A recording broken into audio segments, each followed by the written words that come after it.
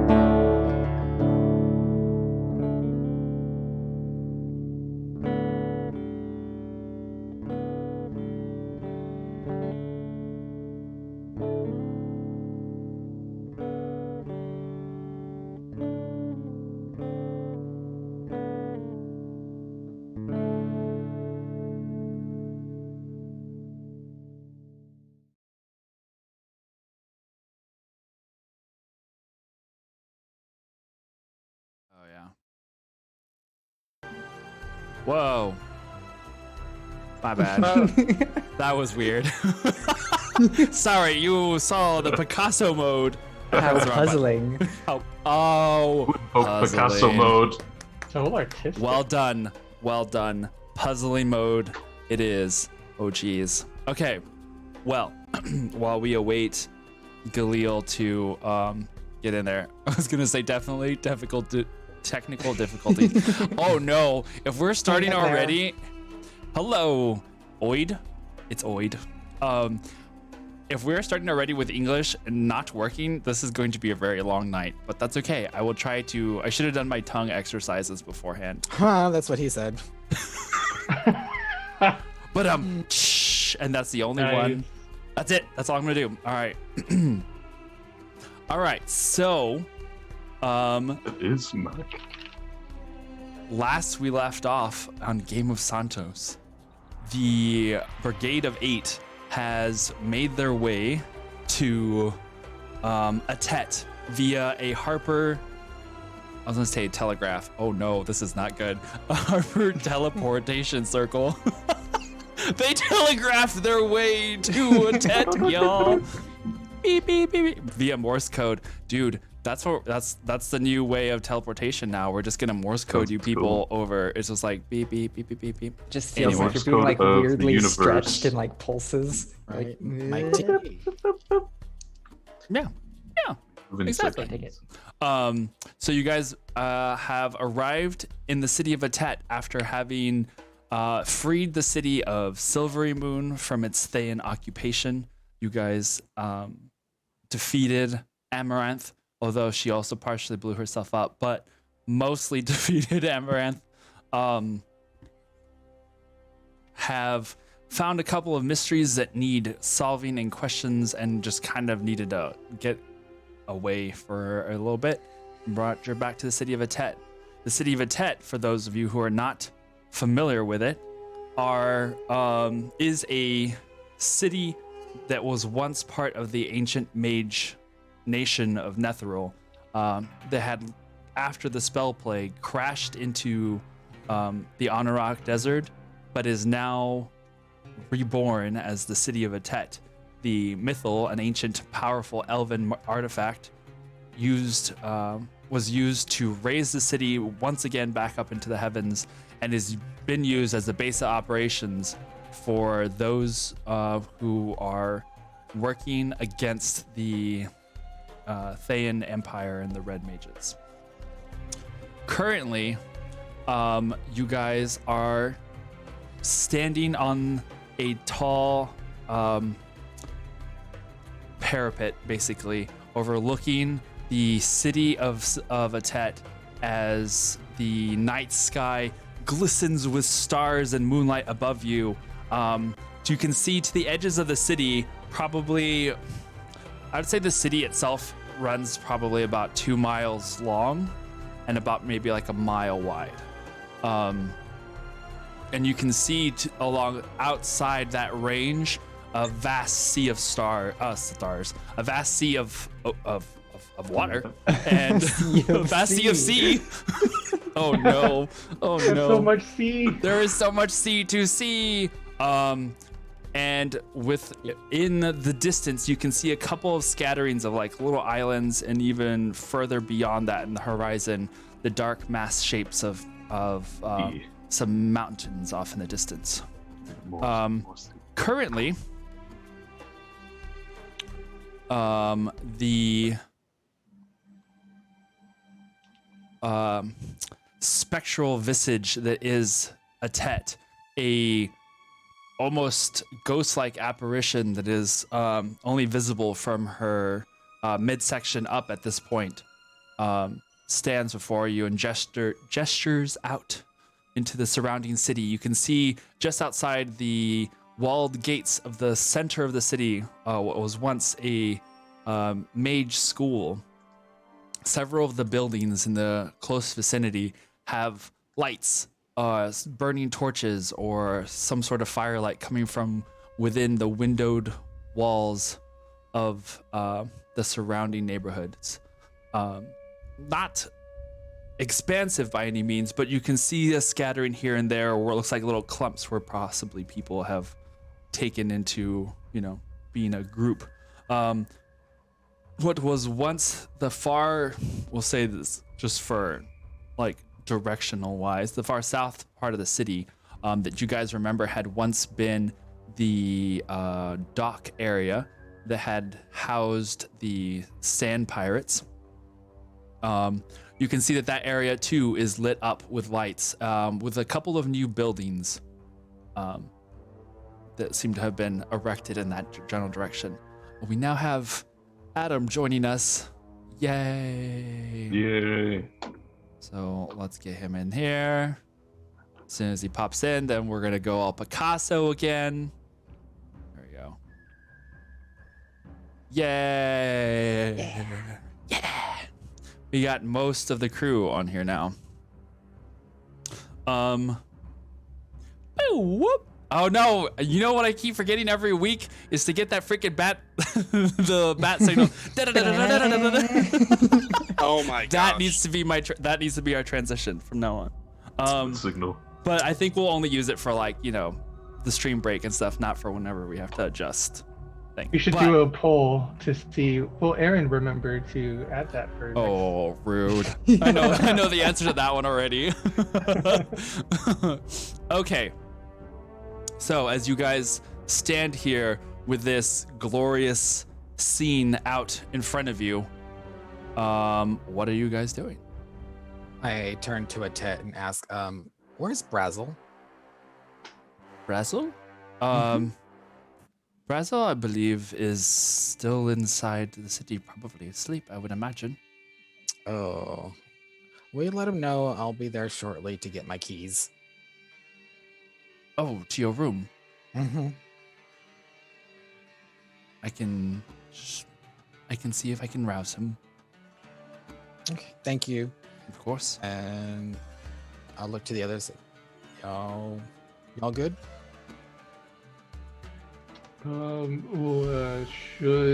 Should I go to that same room I stayed in last time I was here? Who are you asking? Attack. Oh. If you wish, we can arrange for you a room, or if you would like, I can point you in the direction of your clan.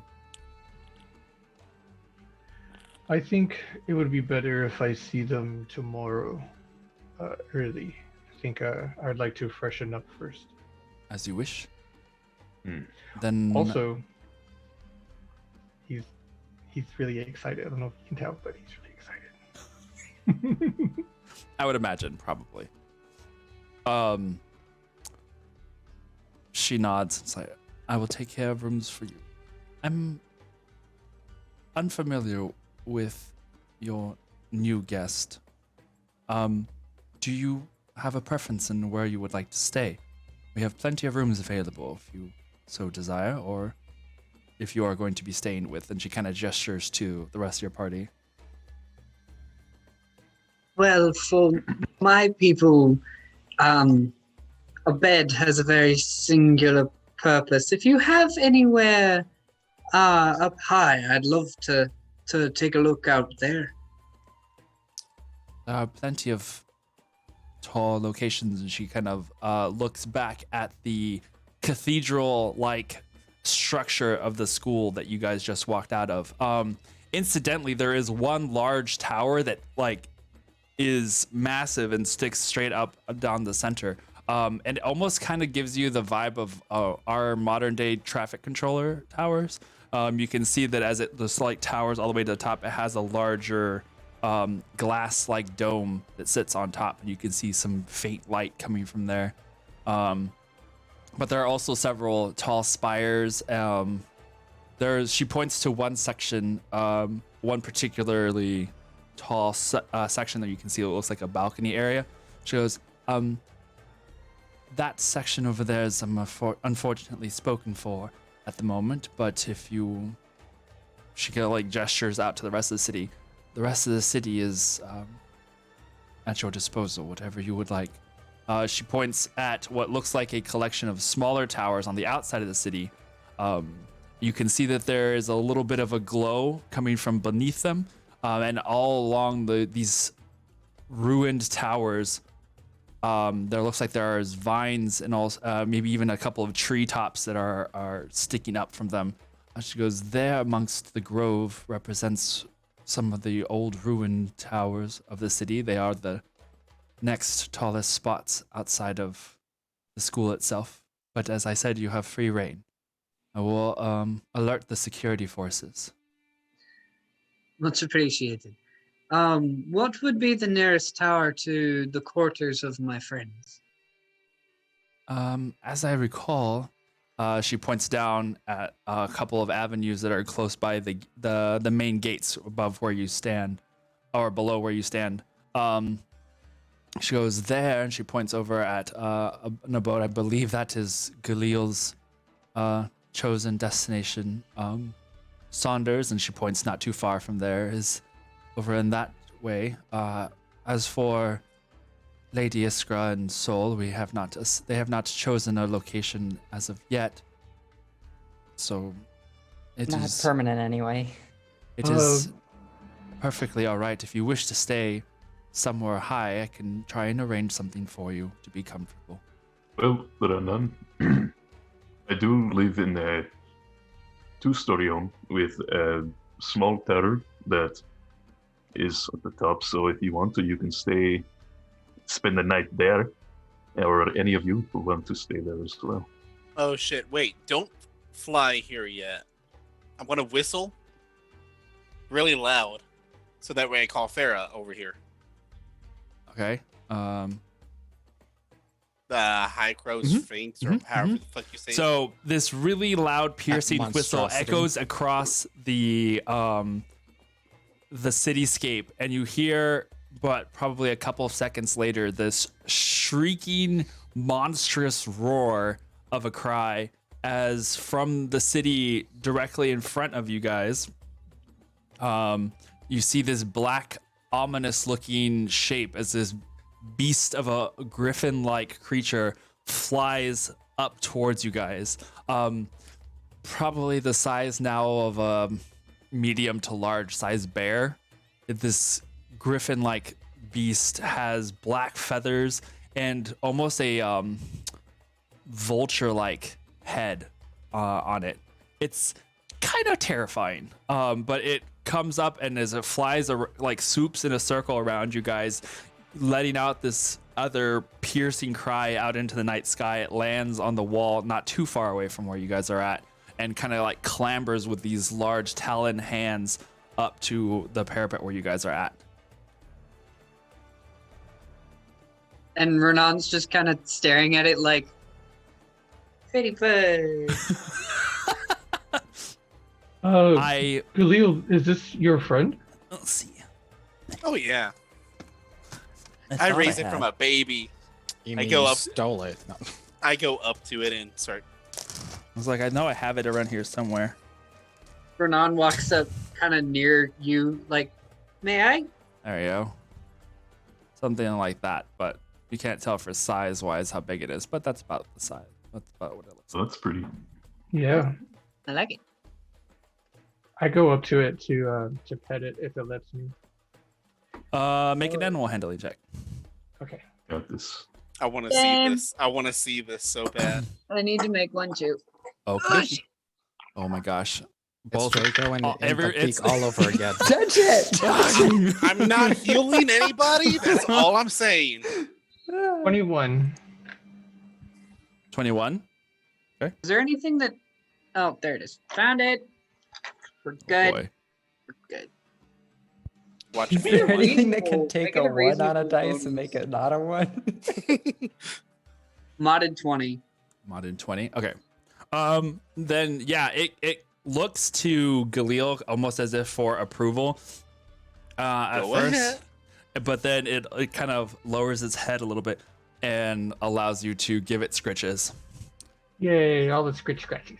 Yeah. And it kind And of while ruffles I'm- its feathers and kind of shakes its body as it almost like when a parrot kind of like fluffs up, it almost Yeah. increases in mass before it like relaxes its feathers again. Renan, Oh, you should floofy. slowly rise up with the wings to let it know that you can fly too. So I kind of, with a noble bow to it, I extend my wings out as wide as I can get them. Nice. All right. Eat the wings. You're so rude. But seeing you do that, it also kind of stretches out its wings almost in mimicry. I say the singular word "beautiful" in Orin. And just coos at you. I'm not going to attempt Griffin speak right now. I have No? enough I have enough problems with English. I'm not going I to try imagine and it do sounds like Griffin. Skexy. Yep. Ease. You want to look like a pterodactyl. Men love pterodactyls. Oh my god. Oh, I love that video. I'm It's done with an all of awesome you. video. That great callback. Who All right. needs air And then I'm gonna take Farah and Oreo back to my place. Okay. Leo, So- where has your friend been this whole time? Would have been a great ally in battle. She guards this city. She's Oh, okay. amazing at it. That's a very noble cause as well. Ooh, that was good sounds. That was actually. That was pretty impressive. Thanks. All right. That's it. That's all you get. That's all we Meg. get? That's the tweet. That's the tweet. All right. So then the two of you guys take off from the parapet to go down to the your abode. I will Galileo? take up Saunders' offer. Yep. I'm going to my place, the one with the huge ass tree coming out of the house. Mm-hmm. Okay, Alright. that sounds pretty dope. If that's where he's going, then Renan's following.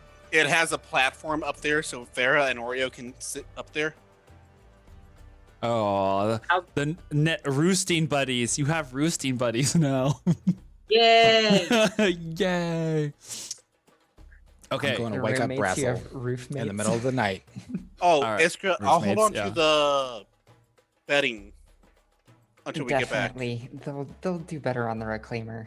Yeah. Oh God, I forgot about that. Yes. All the blankets. went- You guys we bought went to all the Bed Bath and blankets. Beyond in the last game. We did actually. Mhm. But yeah, because you bought silverware, kitchen Yes! sets, and blankets.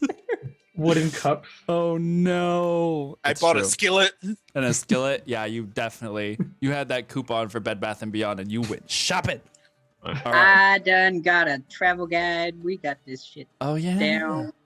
All right. So, Atet starts to lead you down the stairs. She goes, "If you'll give me a moment, I will return shortly. If you wish to proceed down the stairs." And in that moment, she kind of just her form just kind of turns mist, and then fades through like the rock itself. And so I guess the four of you are now descending the spiral staircase to the lower floor. And I also should have offered to bring somebody down to the ground so they didn't have to walk down the stairs, but whatever. you know, in this world of constantly hoofing it, I'm sure everyone's fine with some stairs. It's only like All that cardio. 5 or 6 flights. Yeah, we're getting our steps in. Yeah. Hatching the Pokemon eggs. Oh my god. Yeah. Sure. Yeah, that's it. Sure. All right. So, as you The guys Griffin came from.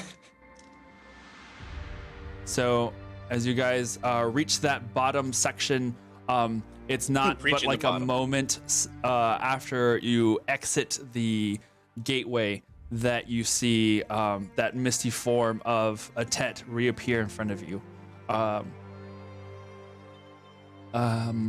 Lady Kindred, your friend Brazzle will go and unlock your room for you. Okay. It'll be prepared once you arrive. He was rather asleep when I stumbled upon Yeah. him, but he is grateful to hear that you are alive and will speak with you tomorrow. Okay. So y'all are welcome to explore the city as y'all see fit. Just don't fall off. Long way down. And I will see y'all in the morning. Alrighty. Okay. So you go off to your room. Sol and Sonder, are you guys headed to your abode as well? Yeah. Okay. So then that leaves Iskra and Aliquin. Atet walks with you back towards the school and nodding to each of you. I have prepared some rooms in the moments while I was gone for your arrival. If you wish to stay within the dormitories, there's plenty of space there. I quick glance at Aliquin. Like, I think that works for us. Aliquin's like, yeah, sure, that works. You got maybe some rooms close together? And Atet nods. It is quite easily done. And she leads you back towards the school. You guys head through the main entrance hall, And now, passing through the quiet hallways, you are led to the dormitories where there is like a pretty spacious hallway. And for a moment, it gives you not like PTSD, but it reminds you almost of the Vault of Sages, of like having the rooms that are like right next to each other along this hallway space. And the both of you kind of reminisce for a moment about the attendants that had once roamed the halls of Atet, or of the Silvery Moon, now only to be replaced with the occasional wandering giant orb of metal and magic. That's a bit of an Oculus. upgrade to those guys, huh? The attendants. Yeah. He looks over his shoulder. It freaked me out a little bit. They were really weird. You can say that again. I've never seen anything like them before. See that he gets this like distant look on his face and starts like absent-mindedly reaching for his the bag that he holds his things in. I'm gonna go ahead and get some sleep. Everything But- good? Yeah, I'm tired. It's been a long week, Yeah. and I'm kind of glad to be in somewhere that's at least a little safer than where we've been. Definitely to be somewhere that is certainly friendly is nice. We'll see you in the morning. See you in the morning now. Nods and goes over to his door where Atet gestures for him to enter. She goes over to the next door and you hear it open wide and gestures for you to go inside. Is there anything that you would require or need?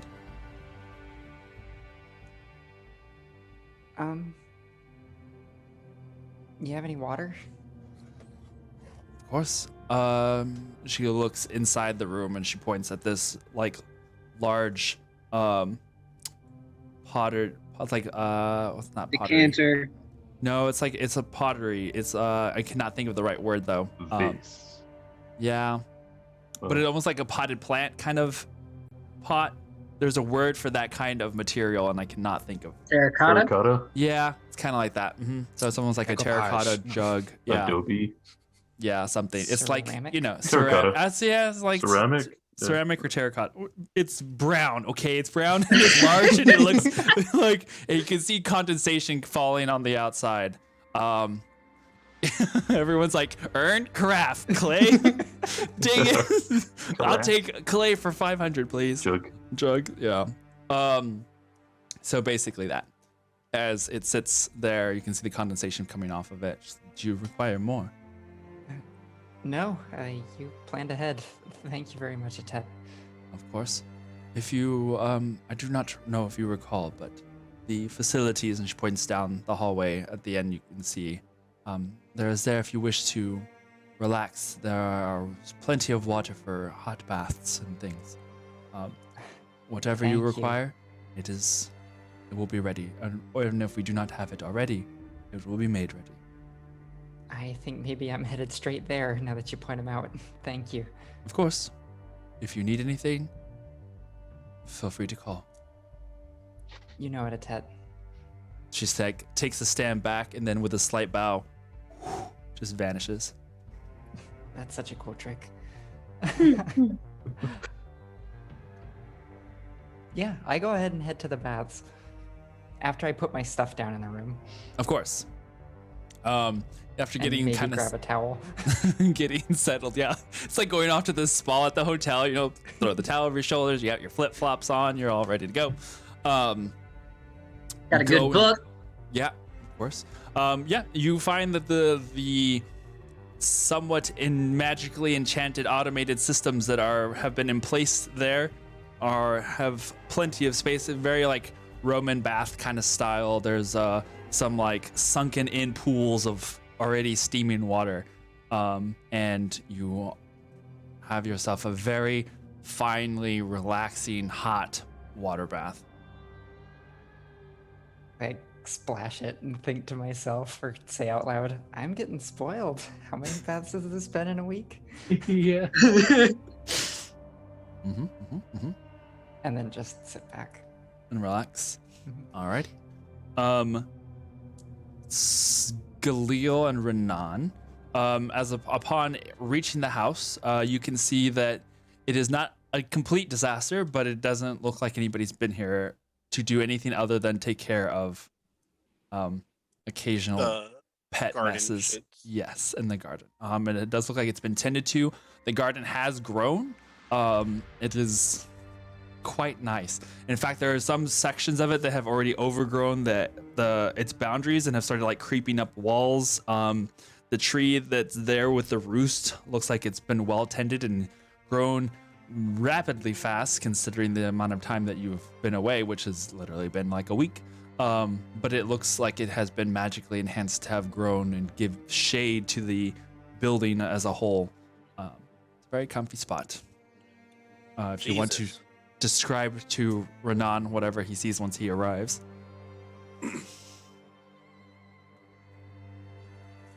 Let's see, I have it here. Hold on. So what you see is literally not a fancy ass house, but it's actually pretty big for a single story. You do see like a huge ass spruce tree coming out of it. I'm gonna open the door. Wait. And inside you see the tree just flat out right there right in front of it in the middle of the room. Behind it is a small fire pit. And next to it is a dining table with bookshelves next to it as well. But to the left of the tree is going to be the kitchen area. There are 2 rooms here. It's mine and Carp's. I don't know if Carp's been here for a while. And it's like a Jack and Jill bathroom. Very roommate setup. With like 2 toilets and a huge ass bathtub. Hernan looks at the bathtub like quite the bird bath, I will say. Oh no, that's for me.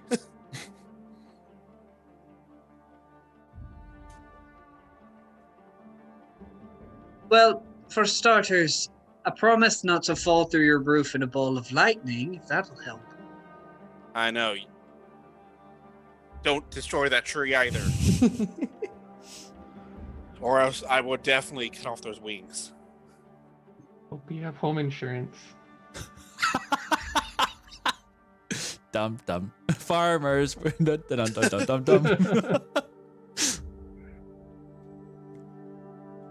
I'm gonna go in over to the kitchen area and just start taking out the skillet and the knives and all that.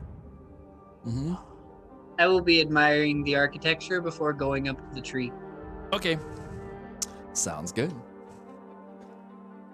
I'm just gonna have Oreo and Farah play outside. All right. Yeah, they quickly get acquainted. Again. Again, as it is like a strange meeting, but of kindred souls, I guess you could say. So, What? What? what? How many? Both me and Kindred said what? Yeah. Oh no, Alright. not another kindred. Oh Soul. no. And so, oh yeah. I see what I did there. All right. Mhm. All right. So you settle in. Make a investigation check for me. D20. Me or Galil?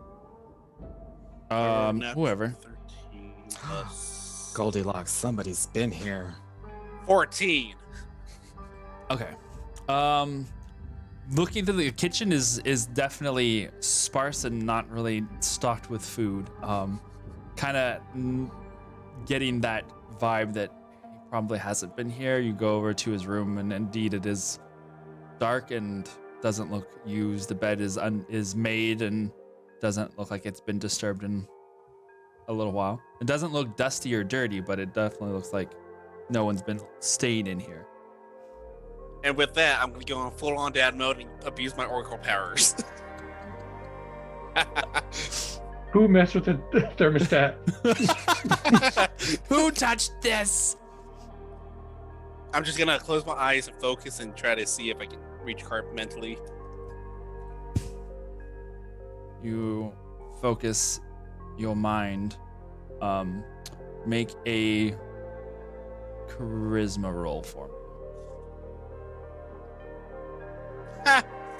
Oh, wait. I know what I'm going to use. Okay. I am going to use the Gift of the Gods. Okay. So add a D10 to it. Yeah, the Oracle's Insight. There you go. Yeah. So D10, D10, D10. It's way better. With the charisma. 14. Way better. Way better. All right. So, as you kind of close your eyes for a moment and you reach your mind out, where are you? You just kind of like you. I get the chocolate and belt ready. You feel the vibe going, and then you feel it briefly make connection, and in your mind you can hear it. You feel close. I'm back home. Oh. Where are you? I'm at the school. Are you at your house? Yeah. I still have a gift for you, by the way. I'll be there in a moment. And you feel that like the connection kind of fade, the little mist that kind of covers your mind's eye during that connection clears, and you return to your senses.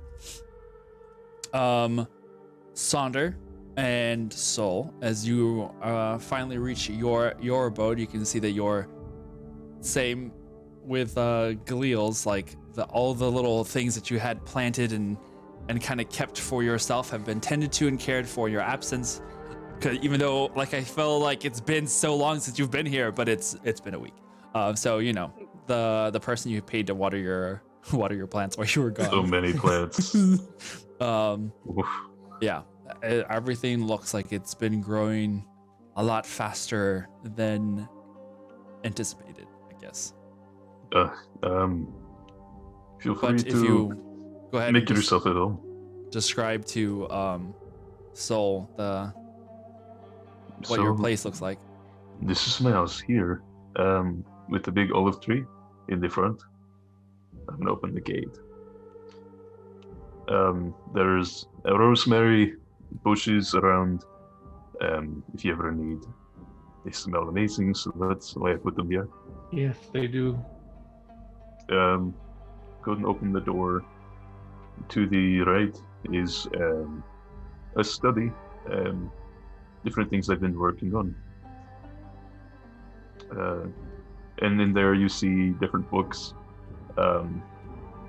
some dried herbs and ground spices and things off to the side table. In the center of not the center, if you keep going forward, to the left is the fireplace. The embers must be burnt out now. But there's a large cauldron that hangs over a spit.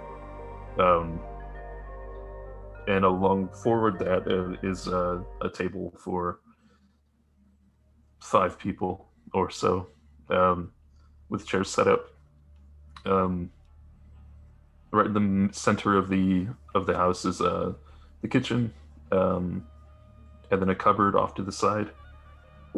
At the corner is a door that leads to my room, and in between the kitchen and my room is the stairs to go up to the second floor. When you get to the second floor, there's immediately to your left a bunch of plants that have probably overgrown by now, peppers, vegetables, tomatoes, and whatnot, along with a table where all of that can be prepped. To the right is a ladder that leads up to the tower area. Inside that area is my little place where I can meditate and focus. There's incense everywhere, a mat, some candles, and plants there as well.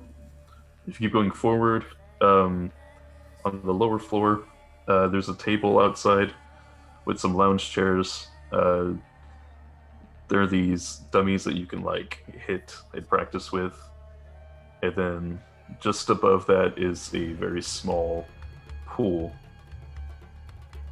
that can fit about 2 people. It's like the size of a little bigger than a jacuzzi. And that's my house. That's Saunders' house. Thank you. Very lovely house. I love all the greenery and life that you have in here.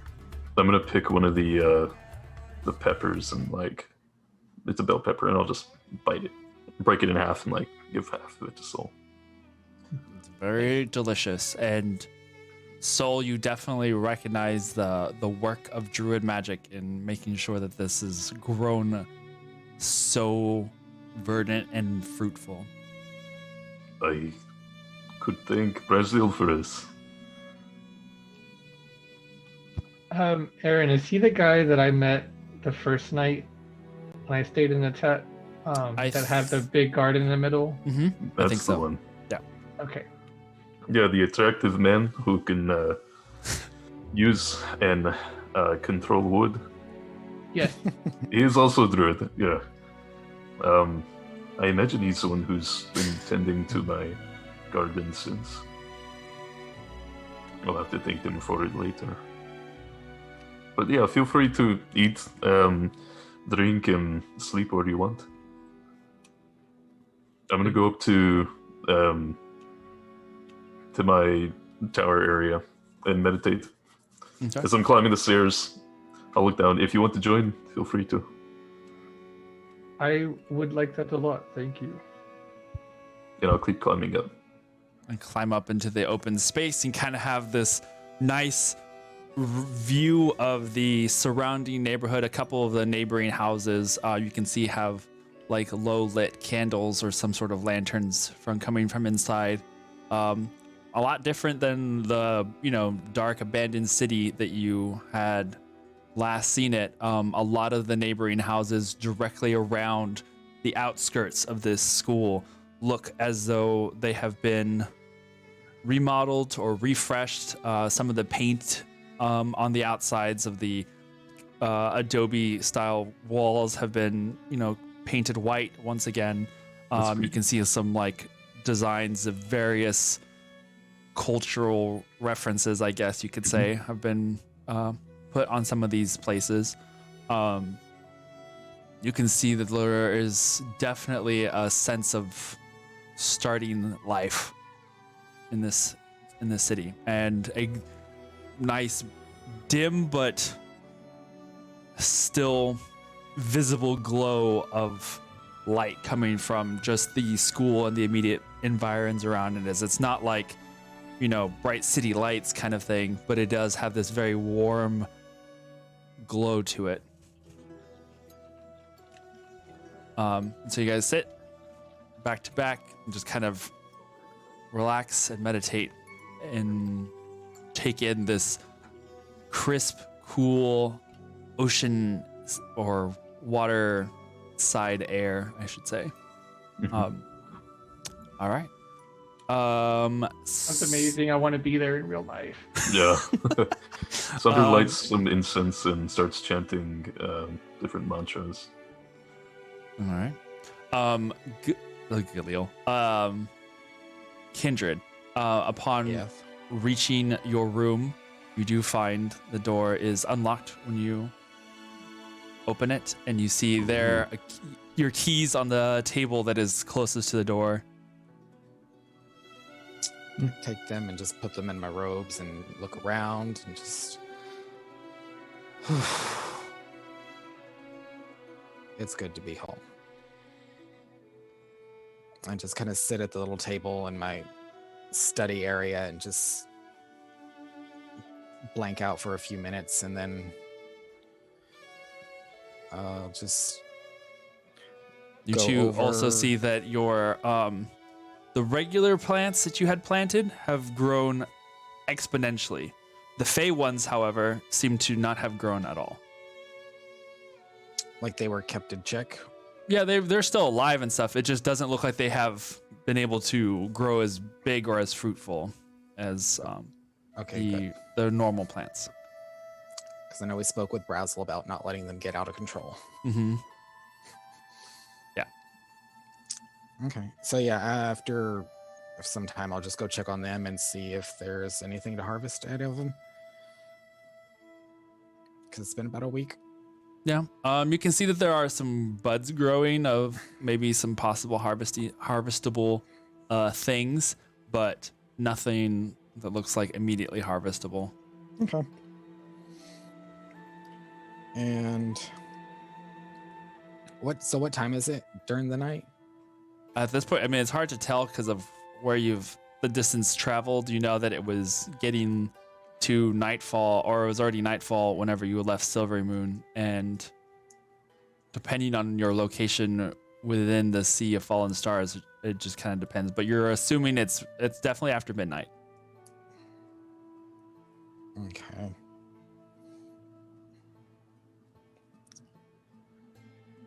So I just want to try one thing before turning in for bed for the night.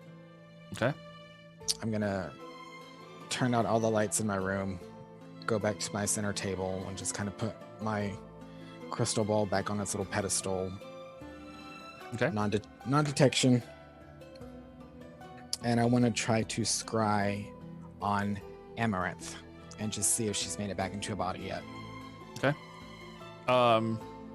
You sit in front of the at the table, placing your hand over the scrying orb. So you close your eyes and try and reach out with your mind to find the location of where Amaranth might be. And the spell doesn't make a connection.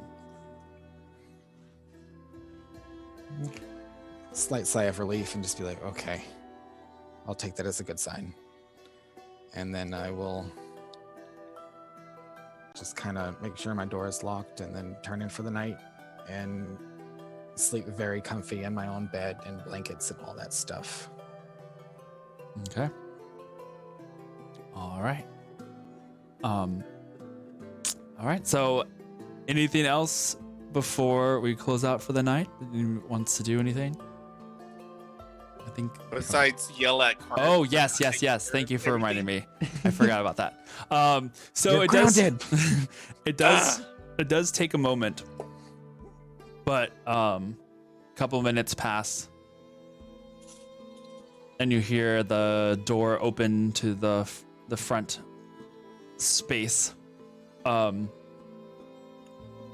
in walks Afriel / Carp, as he is now dressed very differently than the last time you've seen him. He wears these like black and golden, or there's like almost like a black silky like shirt that has these gold like filigree and decor. It's a very fancy looking but still comfy looking shirt. He looks slightly older than you seem to have recalled, but then your memories of him have been shifting so much that it's kind of hard to remember what exactly he looked like since you had seen him last. As through the multiple visions, you have seen him at different ages and stages of his life. But he smiles upon seeing you and comes over and gives you this tight embrace of a hug, him now being probably a good 2 inches taller than you are. Oh, wow. So he's 6'3". Okay. Well, you clean up nicely. And you look the same. It's good to see you in person. Right? Kind of I'm- weird seeing you in my head. You should, if only you knew half the things I could see in mine. That is probably for the best. Why, not to say that I'm not happy that you're here, but why are you here? We came back early to find out how to fix Mythal. Oh, So who better to ask than our Mythal? suppose that's true. Is everyone here? Yeah, I think they're already back in their rooms. Then I'm looking forward to seeing them in the morning. I'm sure that everyone is tired. Yeah, we have a guest up there. Pointing to the tree. He looks up. Well, if it's any consolation, they can sleep in my room if they wish. I kind of set up shop back at the school.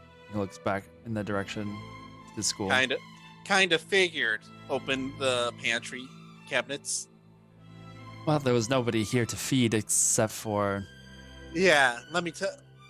I'm gonna have to teach you how to cook, huh? I don't think I... If that is what you want, then we can. Renan? Do I hear the conversation going on below? Had you been outside in the tree up until this point? Yeah. Okay, so then from your vantage point, at some point, you would have seen a figure flying in from the city, from the school itself. No wings, just Levitating. flying down to the front door. So you knew when he arrived, as you had seen him fly to the front door. And I'm sure you probably had heard the conversation from down below. So upon the commentary of like, well, they can use my room, I'll just yell down, I don't sleep. Or not. Fucking elves. Much appreciated though. He, in a lower tone, is just like, they're not all bad. Remember Kindred? Yes. I was gonna say remember Tempest, but he was actually a good one. As I said, they're not all bad. Some of them can be a little pushy. Or, okay, recently there was one that came through not too long ago. Very snobby woman. Thankfully she's not here at the moment. She's out doing some work. But I think her name, I want to say, was like Jala or something. Very, very high class.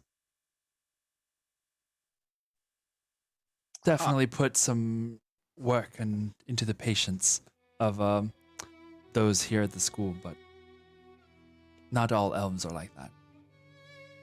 I think it's just the high ones. Yeah, I think so too. You bastards. Do you intend to stay for long? I think we're supposed to stay for a while until we get all what we need. Good.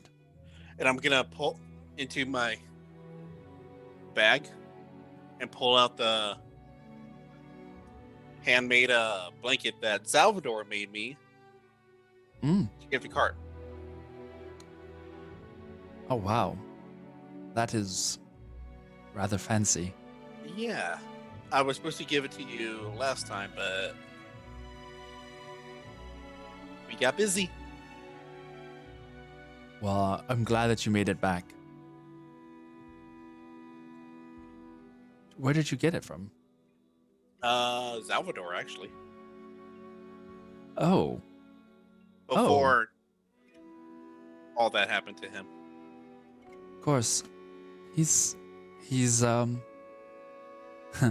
actually not here at the moment, but I thought I recognized some of that work that he's done. A lot of really good work for the refugees and those who have moved into the city. Yeah. Speaking of people not being here, Aelin decided to stay back for a while. I know. He's busy at the moment. He's still finding himself, I think. Some of the told him others, if he needs help, just call. he knows. And I'm sure it will be appreciated. But it's good to see you. I'm sure you're tired. You want to sleep now? I'm probably gonna go take a quick bath and then call it a night. Well, then I will see you at breakfast. I'm sure Atet will have something lavish prepared for everyone. I mean, I was gonna probably cook here, but open the cabinet doors again. I'll have food brought into the apartment tomorrow. Mm-hmm. It's good to see you, Galil. In the flesh. Yeah, let's try and keep it that way, because seeing you in my mind a lot is actually kind of weird. Can't be that weird. But Seeing I understand two what you different mean. ages. You'll have to tell me about that tomorrow. But get some rest. And we'll see you in the morning. Mm-hmm. He shouts up the tree. It was good to meet you. A pleasure.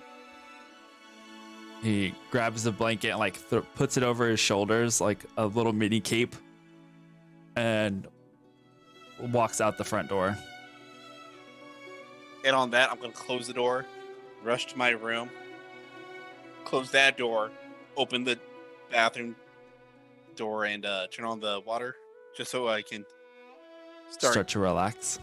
start relaxing. Just strip all the way down. In your kimono. Renan, as you sit there in the tree branch, overlooking the cityscape, you see what looks like Superman fly out from in front of the apartment.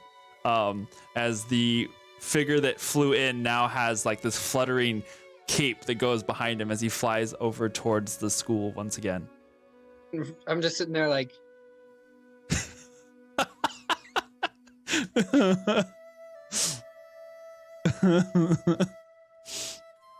Okay. So, everyone takes a nice long rest as another night is completed, and you are now we all suffer a long rest. Huh? I know. I don't think you really had done much of anything for most of you guys. I expended some spells. I use my Oracle's Insight. Oh yeah, that's true. I turned into a cat at one point. There is also that. I forgot about that. Good point. Good point. All right. So We let level me. up now. Yep, that's what it was. You Yep. leveled He up. said yes. He said yes. We have it on video now. It's on the stream. All right. Okay, so next morning, you guys awake to the sounds of a little bit of life coming out inside in the city, as there is a voices of just people walking outside. Those of you who stayed out inside in the city can hear the people outside. Occasionally you can hear the sound of seagulls kind of flying up overhead, as they just kind of seem to be coasting by occasionally. But you awake, those of you who slept, to the light of a new day. How poetic. How lovely. You do hear a knock on your door, Iskra.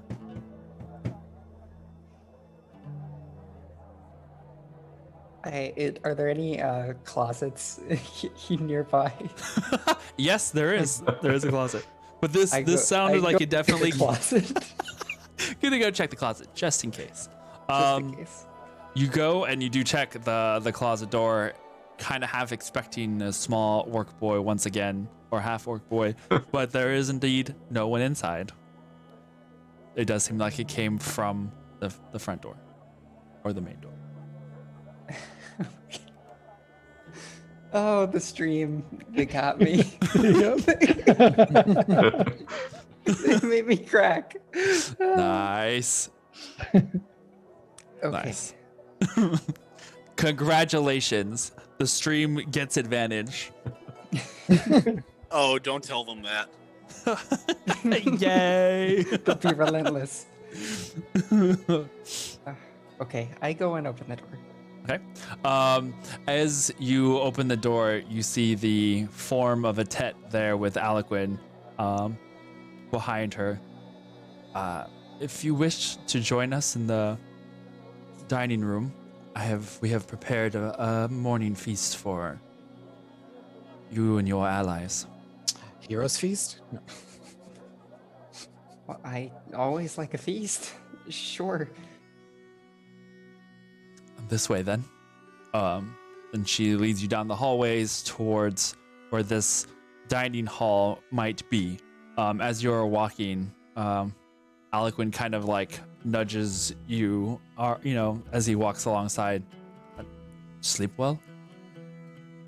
Oh yeah, definitely. What about you? I think so.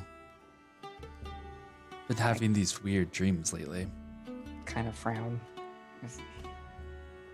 Well, we have been through a lot. Yeah. I suppose it's true. You think it's something more? I don't know. He like looks down at you, pass by like an empty hallway, and he kind of like looks down the hallway as you pass and then looks over at you, somewhat distracted.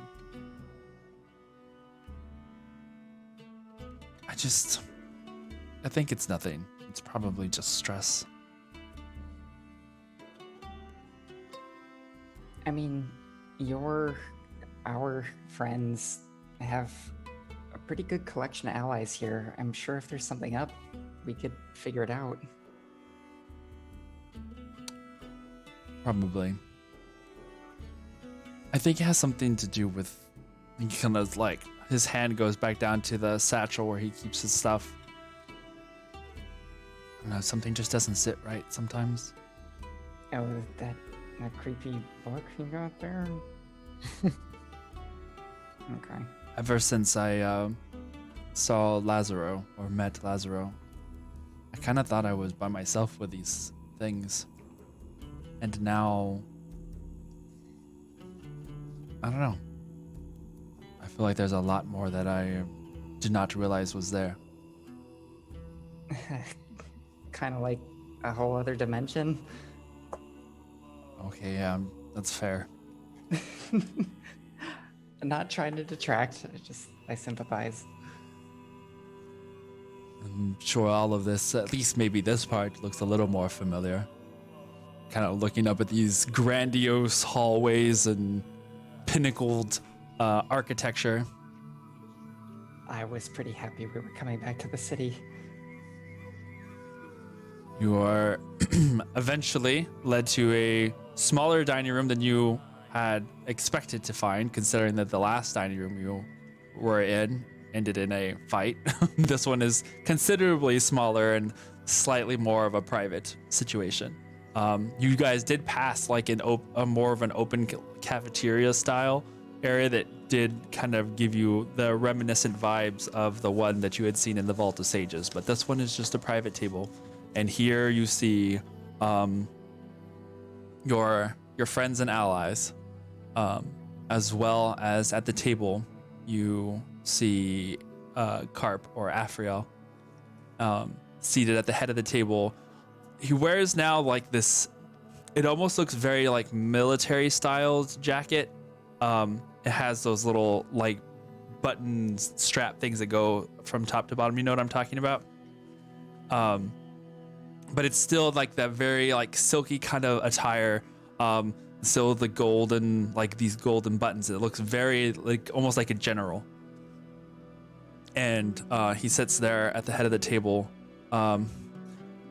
And this is a rather long table. There's got to be at least almost 10 seats on each side, plus the one at the far side. At his left, there are 2 spaces that are open, and you have Sonder and then Galil. And then on the opposite side, you see Sol and Kindred, along with Renan. You two take your seats, and the Atet appears like to look off to the distance, and the others will be joining you shortly. Those 2, he gestures to the seats, the empty seats that are next to Afriel. Says, there is where Lady Farlight and Elaine will be seated. As usual, they stay rather close to Afriel. But I believe Neferu is going to be joining us soon as well. Oh, how has she been? I missed her. Well, you will see her shortly, and you may ask her. And Vrek? No, not Vrek. Beck. Beck is on assignment currently, with some of the others of the 12. We have business to attend to soon, so I suggest you eat and get your fill before we have some meetings to attend to, if you will. Afriel nods and he already like lifts up a goblet of some sort of mimosa. I'm just kidding. I don't know, whatever it is. He lifts up a goblet. Is he It's old like, enough to drink? Thank you, Atet. I don't know. I look at Galil and give him this look like, is he drinking? No. I think he's drinking. When you, nope, I'm just gonna snatch it away from him and just drink it. It's water. We're good. He gives you this look of like, He can have milk. oh no. I'm following He Afriel and needs his some toast. milk. Yeah. You see that the table in front of you is fully laden with all sorts of breakfast foods. There are large trays of fruits and vegetables. Some of it raw, some of it like grilled and such in a way. It's a very hearty breakfast. There are oats and along with Bacon, eggs. sausages and eggs and toasted bread, and it Waffles? smells amazing. I'm just gonna look at Soul just to see his expression. He's beaming. Yeah. Plenty of food. So happy. Any Oh my nachos? gosh. Instead of cat I was rations. about to ask about that too. Any nachos? No nachos. Aaron, I was gonna ask before I come down, can I have done one thing? Sure. Since now we can cast divination magic, which I've been dying to, I would like to cast Identify on those vials, those 6 vials of like that little gray liquid that we have no idea what they are. Where were these vials found? In the small chest in Gabriel's, like where all the chests were. Mm-hmm. Oh, it was like a metallic gray. Let me see what it says on there. Oh yeah. Thank you for reminding me. I need to pull that stuff up too. Yes. Yeah, you see? Yeah. 6 are filled with liquid taken from the small chest on the airship. 1 is filled with the remains of Amaranth. Yeah. So just like that little half, like 6 ounce, you said, metallic looking liquid. Alrighty. So, in looking over those things, it is a very indescribable, some sort of magic substance.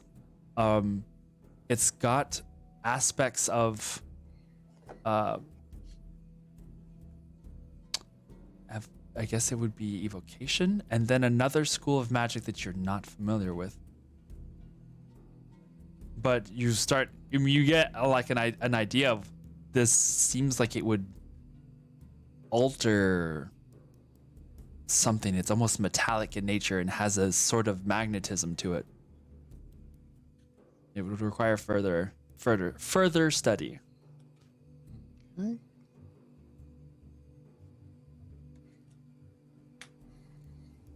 All right. So as you guys are seated there, and we'll get more to details about that in a little while. As you guys are seated there, the door opens on the opposite side from where you guys had entered, and you see Neferu walk in, and she is decked out. The last time you had seen her, she looked, really well and still wore her red wizard robes.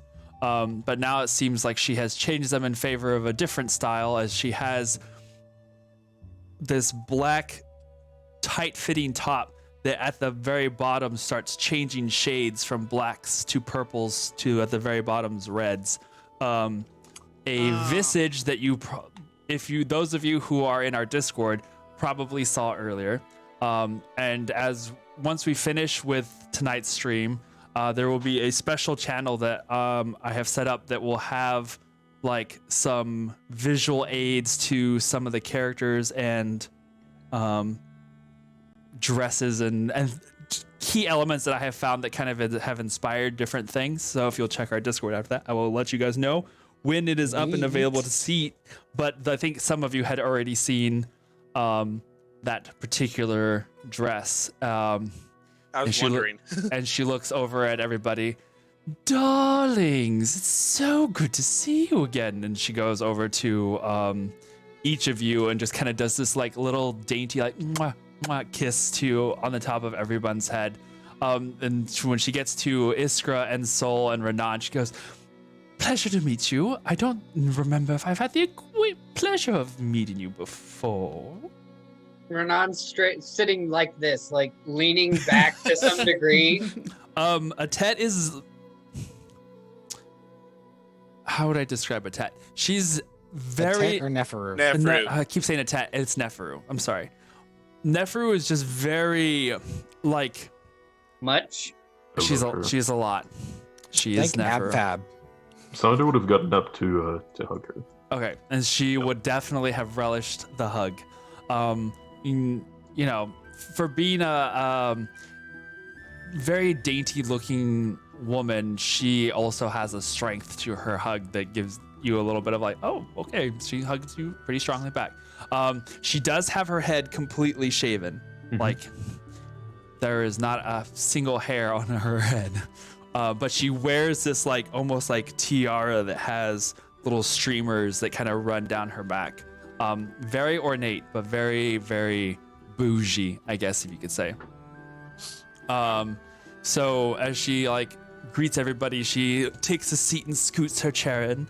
So, to what do we owe this surprising honor of your visit? I feel like it's been ages since we've seen any of you. It's been a week. I was about to say that. I know, but so much has happened.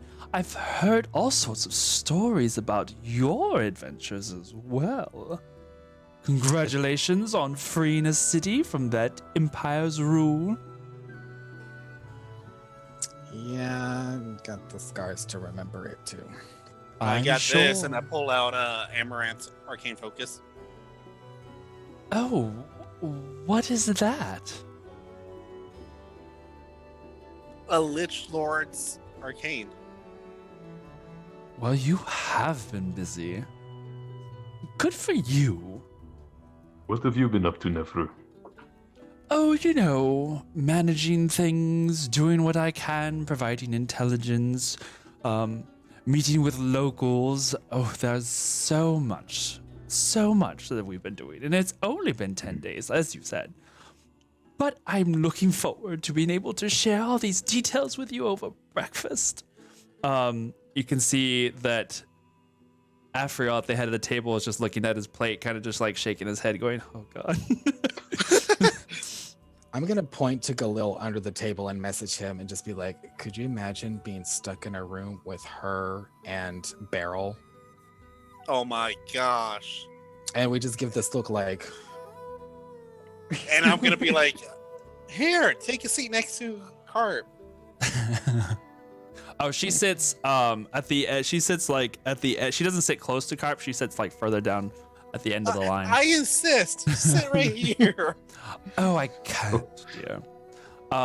Those seats are reserved. For who? And she looks over at the doorway just as the door opens, and you see Lady Farlight Farlight? and Elaine enter. Both of them also wearing some rather fancy-looking garb, considering, it's breakfast. But then remembering that Atet said that they had business to attend to afterwards. This does give you the vibe of almost like a courtly sort of ambiance to the way they're dressed. Both Atet and I keep doing it. Both Elaine and Farlight are dressed in very similar style clothing. It's like almost like gray tight dresses, almost like almost business suity in style, but that are very professional. And they have this blue pantsuits. Almost, but they're definitely dresses, but they give that like AOC vibe. Yeah, sure. And then they have like a bluish scarf that like wraps around the top and that runs down the side into what kind of fills out the rest of this dress. It's very fancy. But everyone needs a good dress. Yes. For those of you who haven't seen Elaine and Farlight, Elaine is wears her hair in like this tight braid behind her head. This brilliant red hair. She's got like a scar that runs down over her left eye. It doesn't quite like make it like completely white, but you can tell it's kind of starting to cloud a little bit.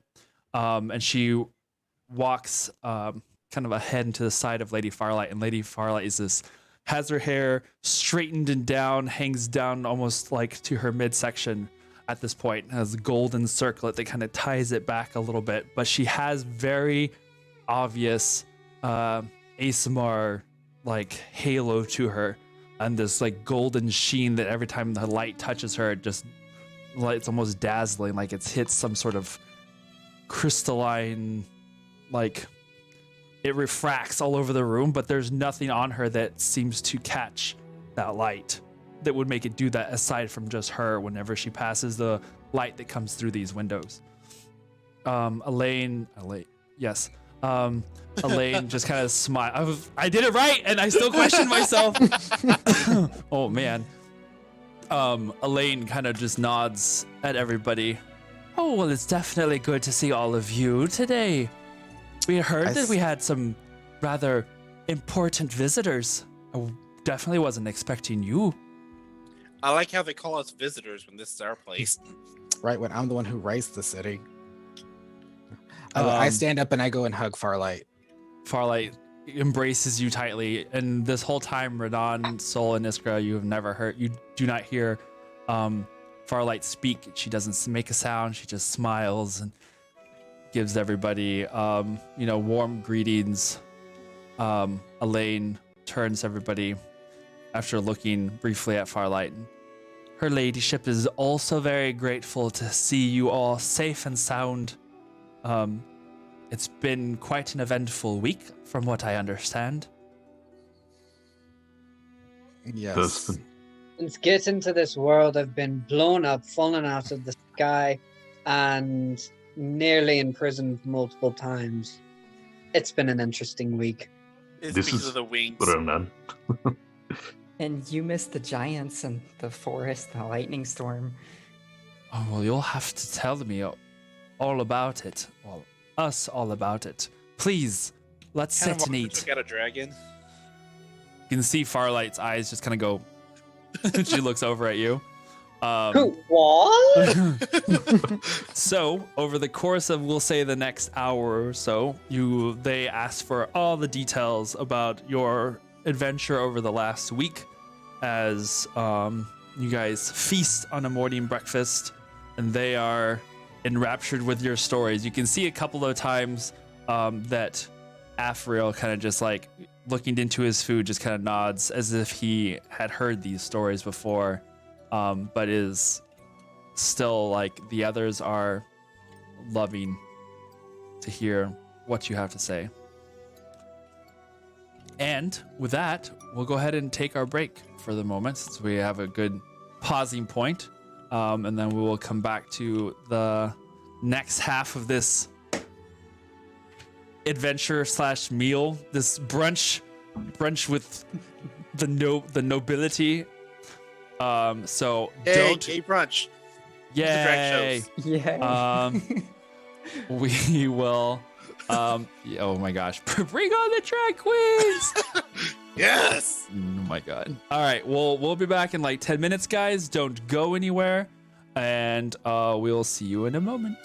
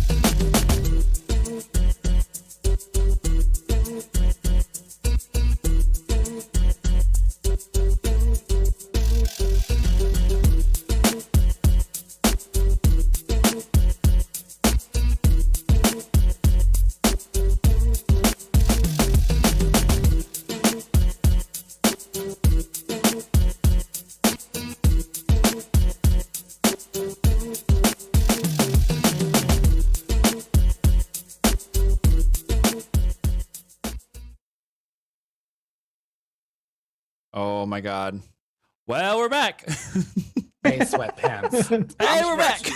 I'm surprised he's just not nude in his. You have impeccable timing as usual, Aaron. timing. Well, the thing It was is, glorious. they didn't hear anything because they still hadn't had the thing on. So, or I didn't turn the sound okay. on. So they just heard me, Right. and then they heard you guys. So, Congratulations. Every Yes. one of our players is wearing pants. yay! Confirmed. I mean, Confirmed. technically, I'm wearing shorts. I'm I Technically, mean, yeah. technically, I am. Yeah, Dude, same shorts. We're a very like this. We're a very pajama party esque stream. You know, it's fine.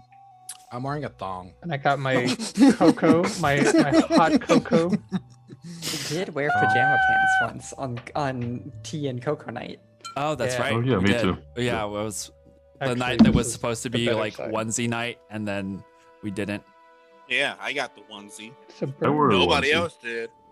I don't have a onesie. No, I was wearing a onesie. What do you I'm just want from me, forgetful. people? I will get a onesie for onesie night version 2. I Yeah, know. Aaron. next December. Okay, I have a year to be able to No, no, find no. myself No, a no, onesie. no. We can make a No, onesie no. night whenever. I Yeah. need to get one too. I'm not wearing When I get my one- tax return. I'm not get a wearing a onesie in the middle of like summer. Are you freaking kidding me? It's not summer still- right now. It's, It's still gonna get cold out. cold. As hairy as he is, he would die. That Me? is true. Yeah. Yes, you. Yeah. Plus, like- I'd it's- be like it's Wookiee Texas. wearing Wait another 5 Wookiee. minutes. You'd have to find one in your size too for your height.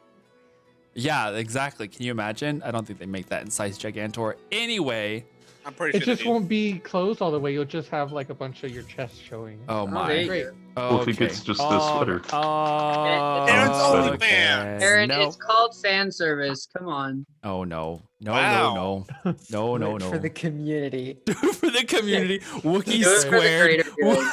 Wookiee squared. Oh lord. Okay. It's to set up his Pornhub premium. Uh-huh. Okay. It's the Silvery Moon OnlyFans. If we Okay. get 5 more subscriptions, Aaron will wear. I'm just kidding. No. No. Okay. Oh my you- god. I will For wear a 500 onesie. bits. I'll wear a onesie if we got to like, we'll say 25 subscribers. I'll wear a onesie. How Where are about we that, at now? Apples? I couldn't find that. Like I know how many 16. followers We have 16. Mhm. Amazing. Amazing. Indeed. Knights of No. OnlyFans. No, Graham. No. There is no Knights of OnlyFans. We can make a calendar, y'all. No. Yeah. Oh my god. Calendar. Oh god. No, there's Make not enough all of them- us. all In them any money. case. So, you have to wear a Chewbacca onesie. Oh, Do I've seen it. them, if, actually. if we got to that point, I will wear I will see if I can find a Chewbacca onesie. That would be so uncomfortable. But that is neither here nor there. So, May I just say before we get started, my eyes could not look away from the stream after I started engaging with them earlier, and it took so much. Like once we got to the part where you were knocking on the door, I was like, "No, don't knock on my door right no, not me, not me. That's okay. That's all right. That's what we're there for. Make sure that, Ooh. Chat feels included in our little shenanigans. Knights of Silvermoon sexy calendar. No. Hey, hey. Yeah. Elvie's like, can I Ready be for the this. photographer? I have gear. We just have to make a trip to California. No big deal. All right. No big deal. No big deal. Alrighty, guys. So You enriched my experience, Bram. I go Always. April. always.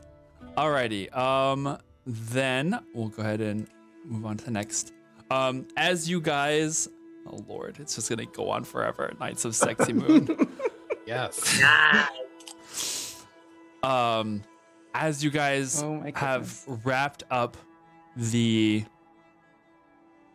stories of your exploits over the last week, those of you who are new, realized now by this point that Lady Farlight does not speak. Elaine seems to have some sort of telepathic bond with her, to where they'll look at each other, or she'll look over at her for a moment and then tell everybody, her thoughts, as it were. but Lady Farlight takes all of your stories in stride. Atet, it pops in every now and then because I did that on purpose this time, and Neferu is just, if anybody at the table is asking more questions, and then it's like she is the one. She is that one person. You know, you don't say. You don't say. That's Neferu. But eventually, your stories kind of just lead you up to this point. And now it's lunchtime. And now we we're start here. to eat again. So, I'm assuming then that you need all sorts of study material and things. Or what is your next? I was like, what are you doing? Oh, got it. What is your next goal then? Well, Go ahead, Galil. You probably know better than I do. Sandra did map out locations that we found. And we still had to find the rest of the 12 if you guys haven't found them yet. Right. You see Lady Farlight look over at Carp, who's just kind of been sitting back in his chair, idly, like, listening to the stories and just kind of taking it all in. Actually, we are missing but 2. 3? I think technically 2.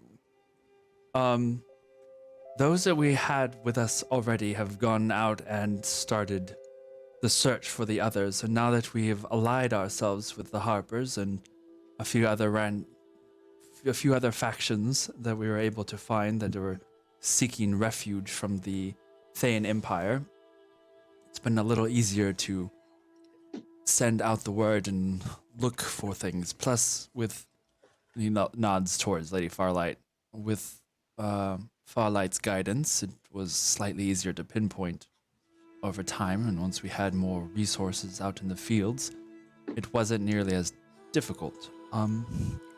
We still are missing 2, but I am been told that the 3rd is being brought to us today. In fact, that is where we are off to next. As we are to my meet. spinach puffs.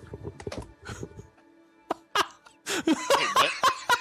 He said, "Oh God, my spinach puffs," and then he left. He left them in the oven. Oh no. We have All right. plenty of food here. Yes, Kindred goes running off. Oh my God. Okay, so,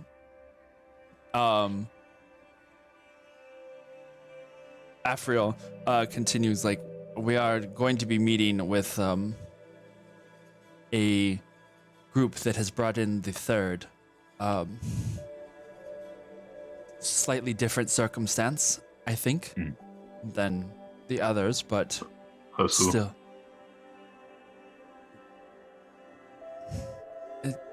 Elaine kind of like steps in for a moment. She's like, they're kind of, I suppose you could say, more along the lines of a bounty hunting group or some sort of off the walls situation like that. They're called the Sisterhood of Demos.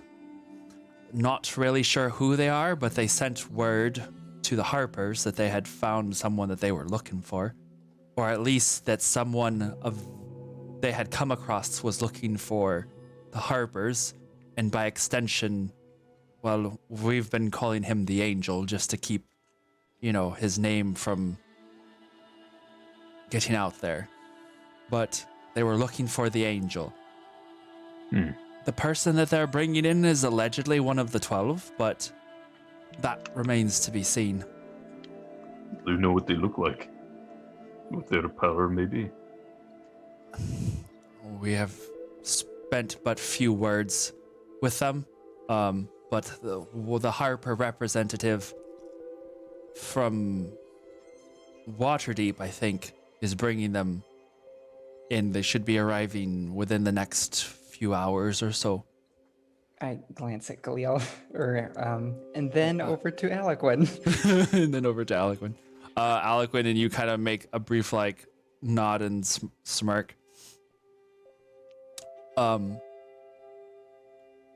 that just leaves two, and as far as we can tell, there's both of them are somewhere to the south, outside of the range of the Empire, and as far as outside of the realm of the Lord's Alliance, which is good for them, but might make it a little harder to track.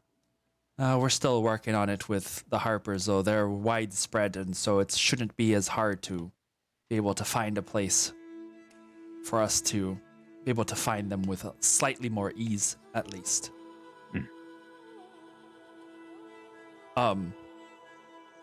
But I mean, I guess as far as trying to catch you up on the news, currently we sit in the Sea of Fallen Stars. I think Atet told you as much when you arrived last night. We're between two cities. We're between the two countries of Sembia and Damarin. Damarin is Thayan controlled, and Sembia, for the moment at least, holds them at bay. We sit somewhere amongst what had been called the Pirate Isles. There's a group of islands that had been part of a larger island before the Spell Plague. But then once the Spell Plague hit, it sank mostly beneath the sea and now kind of teeters in and out, with a couple of islands going to and fro from beneath the surface of the water and below. So it's a good place for us to hide ourselves, as most people aren't going to notice another island. They just assume that it's part of the ambiance. That being said, there were definitely actual pirate factions we had to contain, but we've been lucky with some of your people, Galil. The Gur have helped us with those who would cause problems, and because of that, we've been able to open trade with some of the local port cities under the guise of mercantile privateers, as it were. It's given us plenty of opportunity to start putting out feelers into the empires. We're trying to find a quick resolution to this fight. Onto that note, she kind of glances over at Afriel.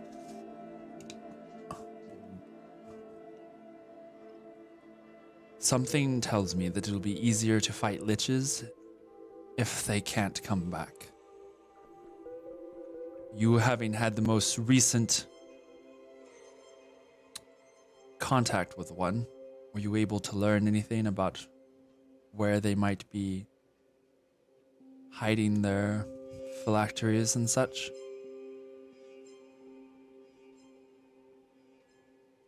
And with that, I pull out the med kit box out of the bag and open it to the remains of her. I don't think you need to put that on the table, but thanks. Well, One that's thing- what we have left. Ew. One thing before the death of the Lich, we were able to ask her some questions. She wasn't able to lie, but that doesn't mean she had to tell the whole truth. Didn't get as much as I'd hoped. What did she say? Do you remember? Said that her phylactery was safe and far away from where we were, and of no real consequence to us. And then she blew up a ship and nearly killed us all. So it was a lackluster performance, I think, on our part. I mean, at least we got a location to the portal. And at least you came out alive. It did probably give us some insight on the Thayans, the higher ups. See, Amaranth was after me because apparently there was a phylactery inside me, and with that, I'll cast Minor Illusion to create the little silver thing that she cut out of me, and just kind of have it hover up above. That way, everyone can see it on the table. Okay. So apparently, she literally cut this out of me, thinking it was my father's phylactery that he put inside me and my twin that is somewhere scattered across the world. At that, you hear Nefru just kind of lean back in her chair and whistle out loud. And Lady Farlight looks down at the table and then looks over across at you. Just nods slowly. Your father? Carp asks. I look back at Farlight and Elaine, and so we've kind of went over this with each other. And remember when I raced the city and I was out of it for like the next 4 days? Well, I had visions, and Farlight helped me digest those visions, and we think what I saw was my father is actually one of the Circle of Eight, and he put his phylactery inside me, and apparently I have a twin. And the last thing I remember him saying is, separate them to the ends of the earth, for that's the only way they'll be safe. Afriel looks over at Farlight, and they kind of share a look at each other. And Farlight nods as if to confirm everything that you had just said. The son of a lich. I don't think that many could claim that title. Renan's just sitting over there. I'm sorry. I'm sorry. It fits perfectly. Yes. Quite splendidly, I think. But apparently my father is a Ranith. And I still can't shake the fact that he is the high elf in charge of abjuration magic. Fucking elves. That Not seems at all. that seems rather convenient. But it did give us some insight. Amaranth wanted the phylactery to gain the upper hand on Aranith, which leads me to believe that they're probably a little bit more cutthroat with each other than we are led to believe they are. So if we can maybe pit them against each other, or I have a There's feeling a pot- it's not just going to be us against them. It could be us playing them against each other with us. Nefru leans over. If there's anything I've learned from my time with the Red Wizards, it's they're constantly trying to outdo each other. And that could be their total outdoing. Possibly. There was never much talk of where those phylacteries were kept exactly, seeing as how I was not quite there in terms of power. What I do recall is something called the graveyard. It was a place that they always referred to, I assumed jokingly as such, as where they would keep these things. Where once one of the 8, or one of those chosen select few who became liches, would be able to be reborn in privacy and security. That's where the portal was taking them. The portal was taking them to the graveyard? That was the location we got out of Amaranth.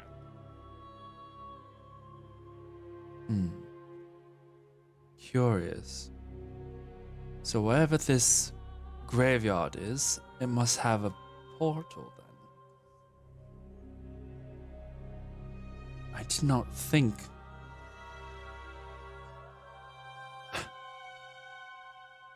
That is interesting. She kind of just starts like to ponder, and she like stares at her food.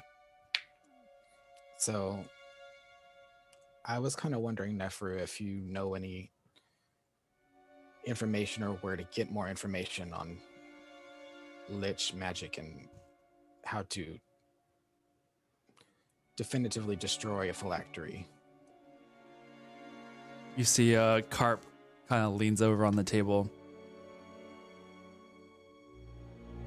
Is that the only reason that you have for seeking that information? I want to kill Amaranth. And she took pleasure in doing this to me. And it was very evident that she loved what she was doing. And I want to return the favor. I want to crush her myself.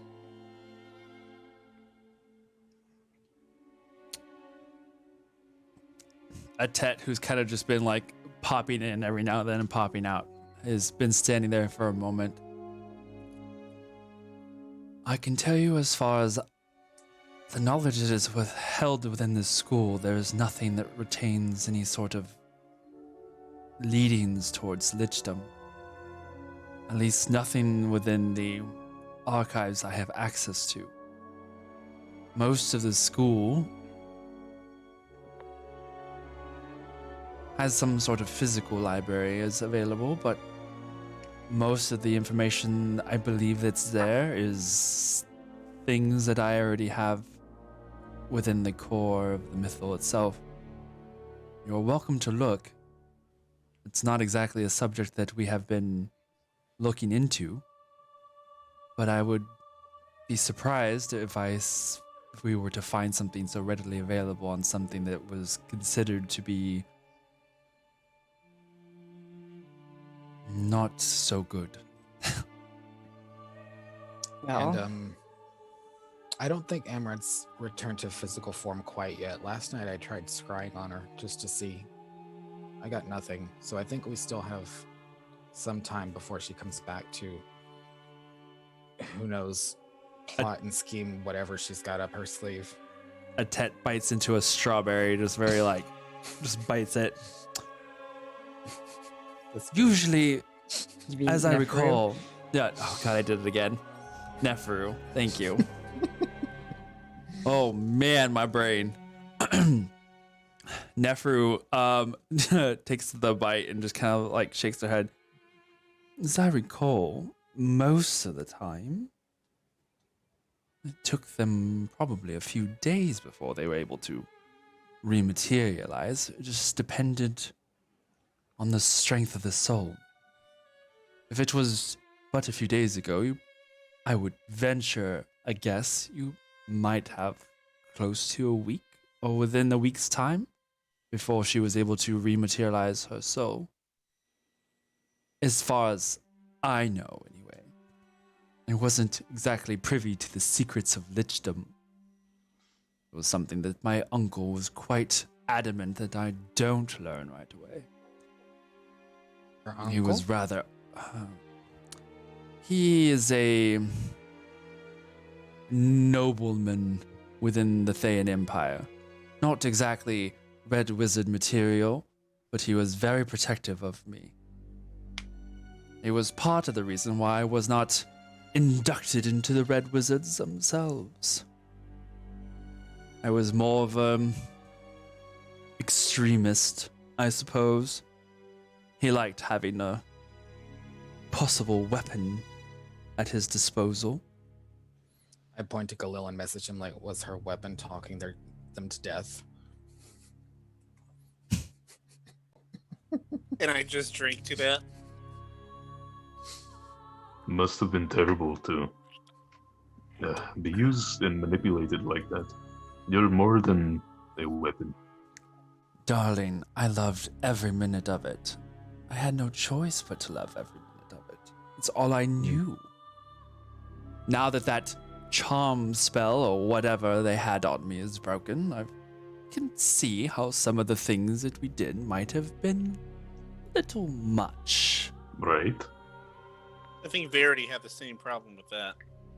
However, at the time, and as I'm sure you have learned from your experiences with the other Reds, it was nothing that you think of in the moment. Blasting a few villages here, melting a few towns there. It was Letting a part few of this. throats- Yeah. Exactly. See, Hakuna that's Matata. why I love you, Kindred. We understand each other. I drink even more. Sandra's also gonna drink. Everyone just like, oh my Renard's God. also sitting here just like, I don't know what the hell is going on. You're Carp. doing an awkward We like are- smile, like just kind of smile, nod, like you understand Yeah. everything. We are past that now. We're way We need past to. that. We need to make sure that what we do here Yeah, Sandra, does you not got go so down in past the it that you history went books. blurry. We need to make sure that what we are doing here does not go down in the history books. It's more evil. I Nod. Of There we go. course. It's all about balance. Carp nods, or Afriel nods as well. That's carp.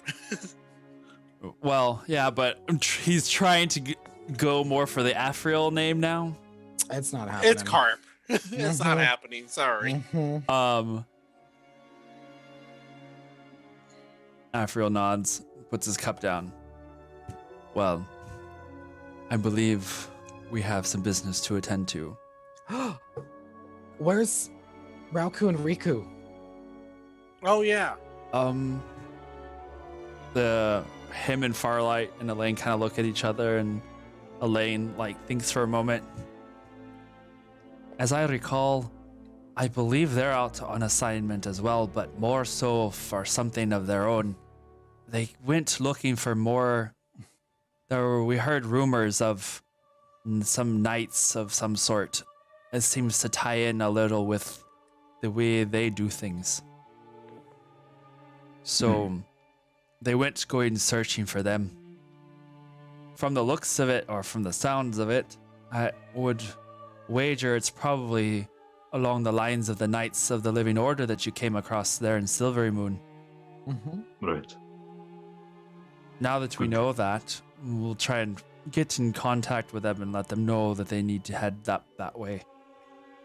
On it, as I'll cast Sending, because I prepared it last night. All right.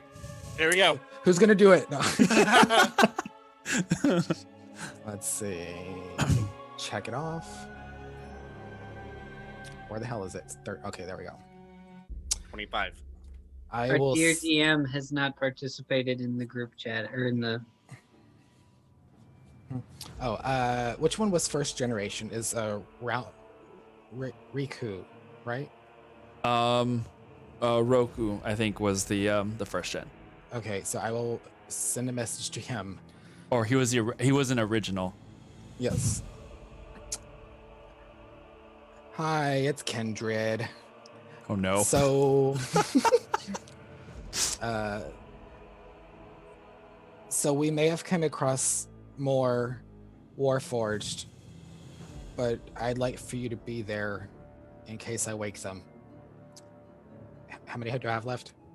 4. Come back to Atet.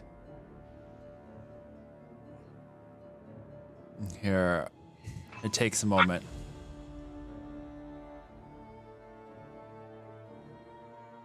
We will try and return quickly. We are some distance away. And that's it. They'll The be here droids when are they looking. can. The what? What'd you say? Kindred? On? No, Oh, I Kindred. said, they'll be here when they can. They're some distance, but they're on their way. Well, that takes care of that, I suppose. But I think we have to get going to the auditorium at least. We have to meet these sisters of Demos.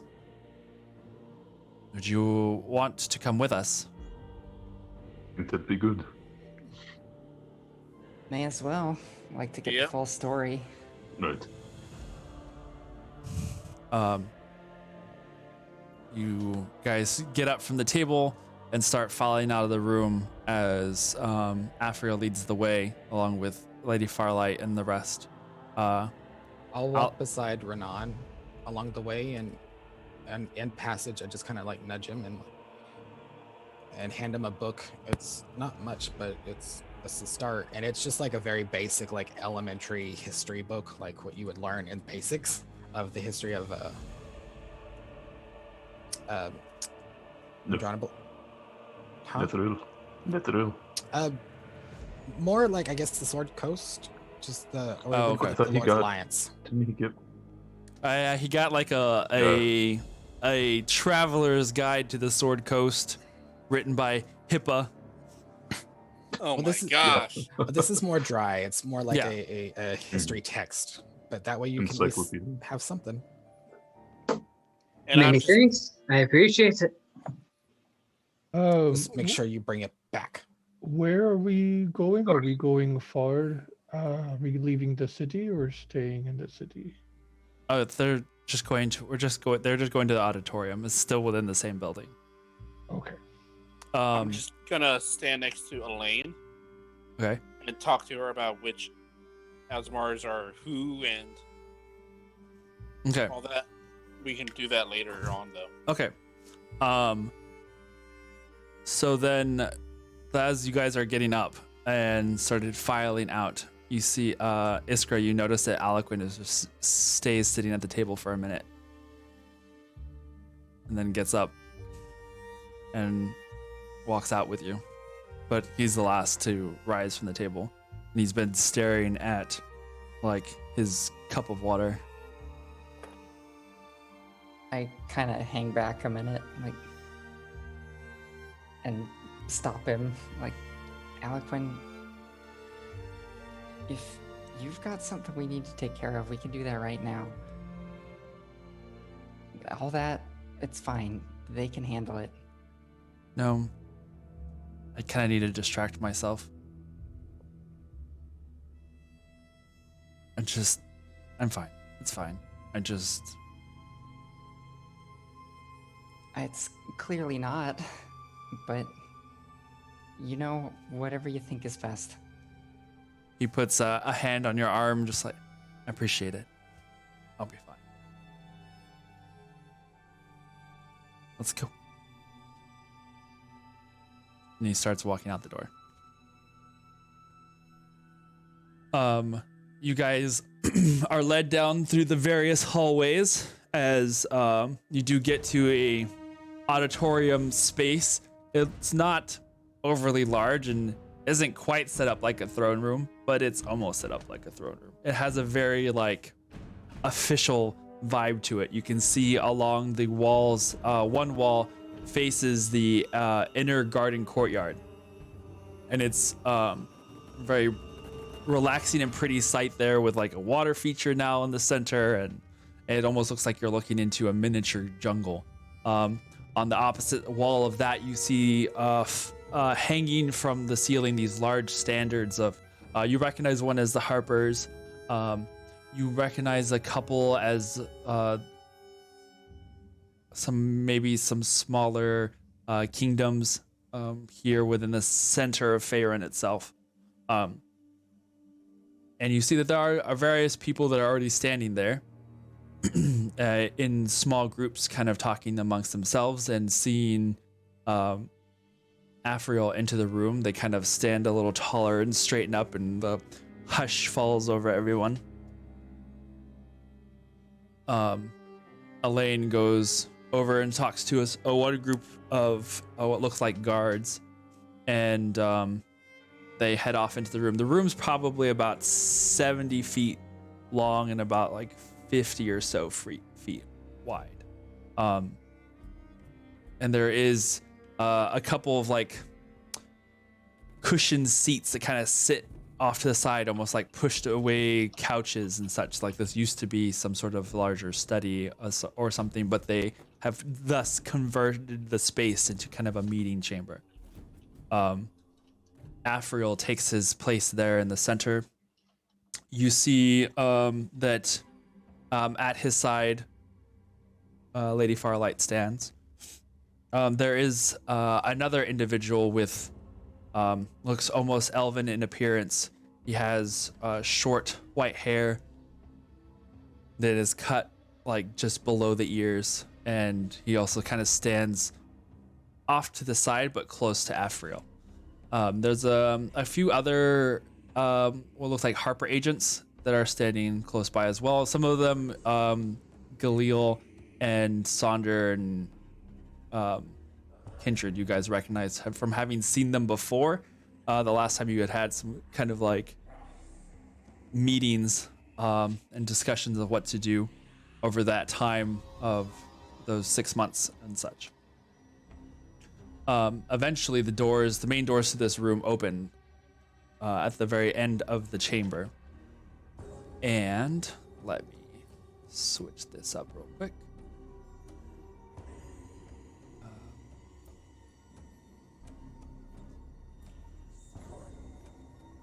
Wait.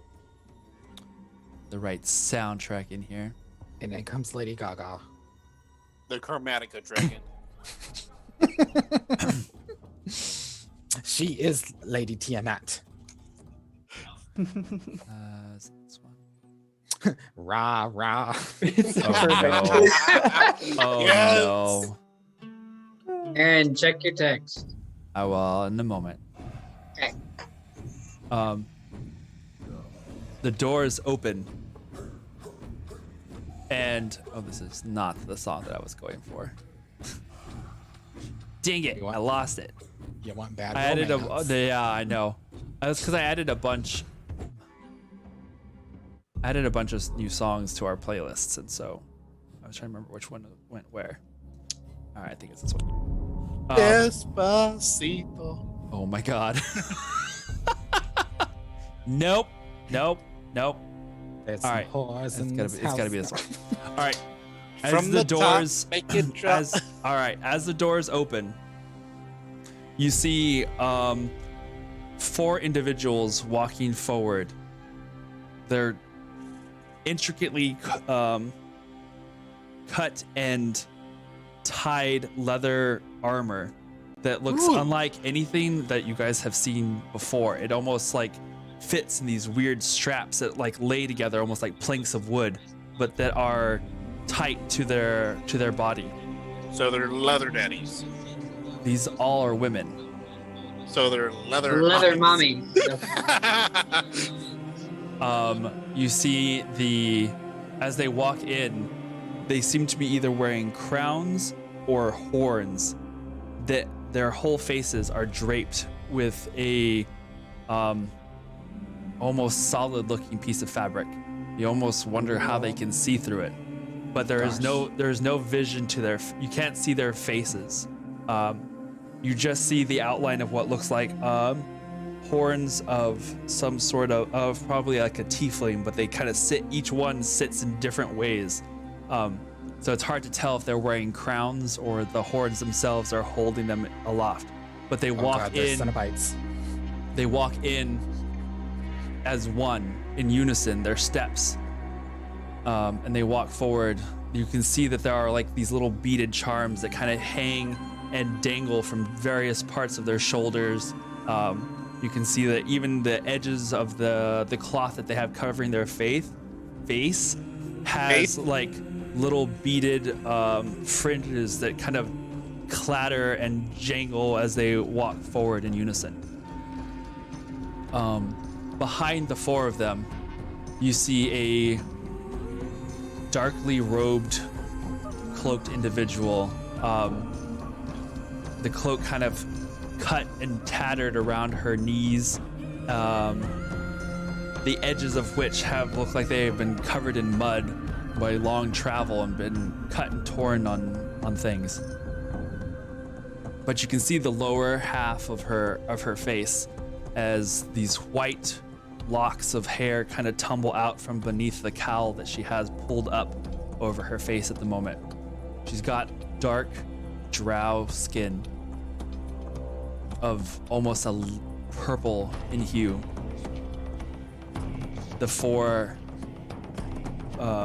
what you assume now are the Sisterhood of Demos, continue to walk forward, and they come up in front of Afriel. Afriel bows, and the Sisterhood bows as well, all again in unison. I'll bow as well. And you can see the people that are kind of there in front, they all kind of just like, it's this polite greeting. Hold on a second, let's see if this works. It is a pleasure to meet you, Angel. We have come from far away and have brought for you the one with whom you seek. Whoa, cool. They kind of split in unison again, 2 and 2, and the drow woman walks forward and pulls back her hood cautiously. And you can see this, she is a drow, has long hair that now you can see has been kind of kept in this cowl as it kind of tumbles down around her shoulders. She has an iron band that kind of sits like a crowned tiara that kind of keeps the hair up from out of her face. You see these dark purple eyes that kind of look at everyone quickly and cautiously. But she's different. Galil, make a perception check. Where's Aliquin? Aliquin is there with you guys. And I'd like nudge him and be like, can you detect magic? I didn't prepare it. Yeah. You can see him he mutters to himself and kind of waves a finger across. His eyes glaze over in darkness. What do you see? Galil? Dirty 20. 30-20. You've seen some of the ASMR before and have that sense of divine heritage. They mostly have a glow about them that kind of gives you that feeling of kinship, I suppose. She has a similar feeling, a similar warmth and familiarity to her, but it is different. Different than those that you have encountered before. This feels older. It feels not of the pantheon that you are familiar with. This feels much different, and it kind of makes you pause. But you know that this is indeed one of them. Her eyes meet yours. For a moment, she kind of just like cocks her head to the side and like squints her eyes. And she looks back at Afriel. I was told that you are the one of prophecy. Afriel like looks around. Well, kind of. She kind of looks and studies him over. You're a lot taller than I had expected. Different, too. But then all of you are different than I expected. She looks over at the clothed women. Thank you, sisters, for bringing me this far. She kind of does this really deep bow towards Carp. The sisters step back and kind of form like two little, they goes like side by side behind her. And one Can I of them. insight check them? Yeah. Just to make sure they're not like trying to plan some assassination shit. Does anyone like sneeze near me? It's only No. gonna have to go on. But you do see that all four of them, almost in unison, their heads turn from Carp to face you and your party, specifically looking. They just kind of just do the whole like turn their heads, and for a brief moment you feel like you could almost see the eyes, even though it's just like a cloth. It almost looks like they just have this giant, blanket just falls on their face. You can see like small features now and then of like a nose or the movements of like a face, but it's completely veiled. Go ahead. Nat 20. Nice. There's no facial features for you to be able to determine other than body language, and their body language just shows you that they move as one unit. They are Yada, yada, yada, yada, well yada. trained in whatever it is that they do. But they look towards, you appear to imagine them looking towards Galil. Iskra, your left arm gets grabbed by Aliquin as he like grips your arm tightly. I touch his hand and look over.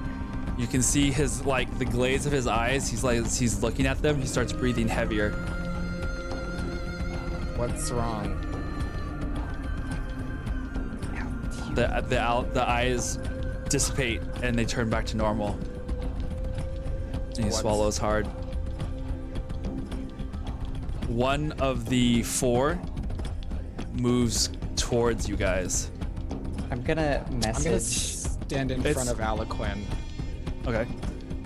Her hands The are wings like, her partially hands are unfold. kind of, they all had their hands kind of tucked into robes, but now you see her hands move out to the side and she holds her hands up as if telling you she means no harm, but she moves closer very cautiously. And I then stay hanging on to Aliquin. I keep him behind me, but I let her approach. She just gets stand there. She probably gets to within 6 feet of you or so. She's not invading your space, but she gets She's closer. social distancing. Is she up in my bubble? She She is wearing a mask. Yeah, very much so. She turns her head just slightly. And you hear the voice once again, but now more subdued. You have been touched by. And just kind of the air is deadly silent, and she just kind of stares at Aliquin. And Aliquin collapses on the floor. We'll try to catch him. Yeah. Just me how too. he just basically goes limp in your guys' arms. Me and Isker whoa. What have you done with Aliquin? The woman turns to you. I don't think I have done nothing. But he It's- is very ill. He's It's been good. feeling bad all Let's- morning. Let's take him up to the infirmary. She turns. Maybe She turns her can do head something. to the Do you others. know what's happened to him? And the 3 other women go over to her. You see the crowd around you kind of gives you space suddenly as the sisters approach. And as he you let him lay on the ground a little bit, you kind of sit him down. Keep his head propped up. Yeah. This whole time you see that they still keep their faces veiled is something else. Veiled. Yeah. They keep their faces veiled as they approach, and one of them kind of gets down on one knee and puts the back of her hand. You can see this red skin now of her tiefling hand just kind of sit on his forehead.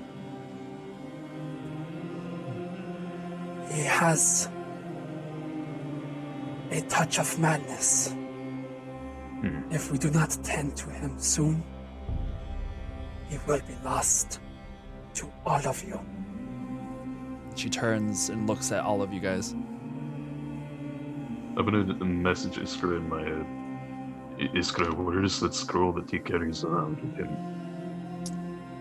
Well, how do we get rid of this touch of madness? It's still on his person. What can we do to help? I'm going to do a medicine check on him. Okay. Go ahead and roll. Yeah, go ahead and do a medicine check. And I'll like pull water out and like place it over his forehead. Try to cool it. I'm like, they did the medicine check for us. No. 26. 26. Like you just like his eyes, as like you were kind of looking him over, his eyes have rolled up. All you just see is like when you check his eyes, is he just it's almost like he's going into a seizure. And all you see is like the whites. You can see that his eyes are like looking up. He starts just Al, like come shaking on. a little bit. Stay with us. Al. You What do could we- the four now converging close by. The one that has kneeled now looks up at you guys. Do you have a place where he stays? We must watch over him. Let's take him Our to the rooms are right next to infirmary. each other. They nod and like help you lift him up, and you guys take Eloquent out of the room. I can carry him. Okay, so then you like take him up in your arms, and you can still feel his body like tighten and shake every now and then relax and then tighten and shake. I stay right next to it and I keep my hand on his. And while for most of the way he doesn't respond, halfway to his room you can feel his hand squeeze yours. But there is this awkward like silence as they follow behind Soul and lead him to his room. I'm going to see if I can grab his scroll, Don't touch it. the human one, the Don't- fleshy don't- one. Don't touch it. If that's what it is, don't risk it getting to you. Let's. I'll wrap it around you don't in, even know, well he doesn't have the scroll have it like with him. on him. It would, if he had it, you don't know where it's at. But he Okay. doesn't like just keep it in his belt or anything like that. Right. And he doesn't have his satchel on him. It would probably be back at his room. So you guys So get we'll- to his room, and the sisters the whole way just don't say anything. They just follow silently, moving with their robed legs. Don't even look like they move half the time. It just remember in Mars Attacks, the woman that kind of just like walks really eerily because she was like a robot. Yeah. It's almost like that. You just see occasional touches at the edges of the fabric where like their legs move will hit Like it, those but they Russian almost dancer just like ladies? hover. Yeah, they almost just like hover across the ground and their movements are silent. I want to turn to the one that I was speaking earlier. Okay. You said that he had been touched by what? It is not for us to speak. Not now. Would I be able to do an Arcana check to see if I know any like remembrance of our touch of madness like before? Not necessarily how to cure it, but like what that usually means. Sure. History check for me. Sure. Good, because I have advantage. Okay, not bad. Damn, both suck. Ooh. Is this relating to fays or devils in any way? Don't know. Okay, Could. because I'd have advantage. Yeah. But I Uh, mean that it could. A touch of 24. madness is like the most vague thing ever. It could be Yeah. anything. I'll maintain the application to his forehead. Okay. 13. 13. So, 24. Galil, like, all you know is that all you can remember is his conversations about Lazaro and some of the things that he had said and mentioned about him. Kindred, a touch of madness could apply to a lot.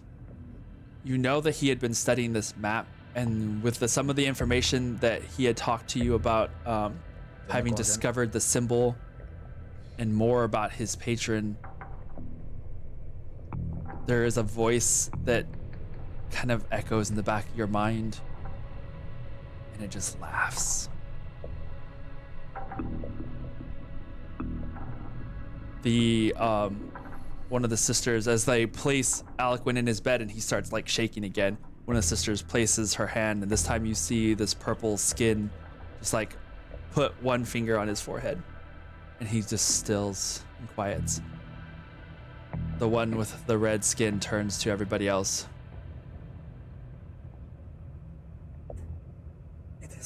time for him to rest. Please give us time. We must begin to try and unravel what has been tied. You've dealt with this before. She looks at her sisters. We have all gone through this. It is Iskra, are part. you gonna be okay to stay with him? It is part of our order. It is part of the touch of our patron. I can understand that. Is there anything that As you're standing there at his side, Iskra, you can feel his hand squeeze yours, and another hand like grasps it in his hand, and he just like squeezes you, and you can feel him he had something. He places it in your hand. The red-skinned tiefling woman turns to Iskra. It is time for you to step outside. These rites are sacred to our order and to untrained ears and eyes. They are both strange and also maddening. Then We promise he will be plug my safe. ears and I'll close my eyes, but I'm staying. Kindred, can you cast silence on Iskra? It would only last for a minute if I did. Are you certain of this? Yes, I can't leave him now. He wouldn't have left me. They look to each other and kind of whisper in strange tones. Those of you who know Infernal. Oh no, I know Abyssal, damn it. I do. All right, make a perception check for me, if you will. But Iskra, I go up to hug you and I kind of whisper in your ear, 17. can Mal stay with you?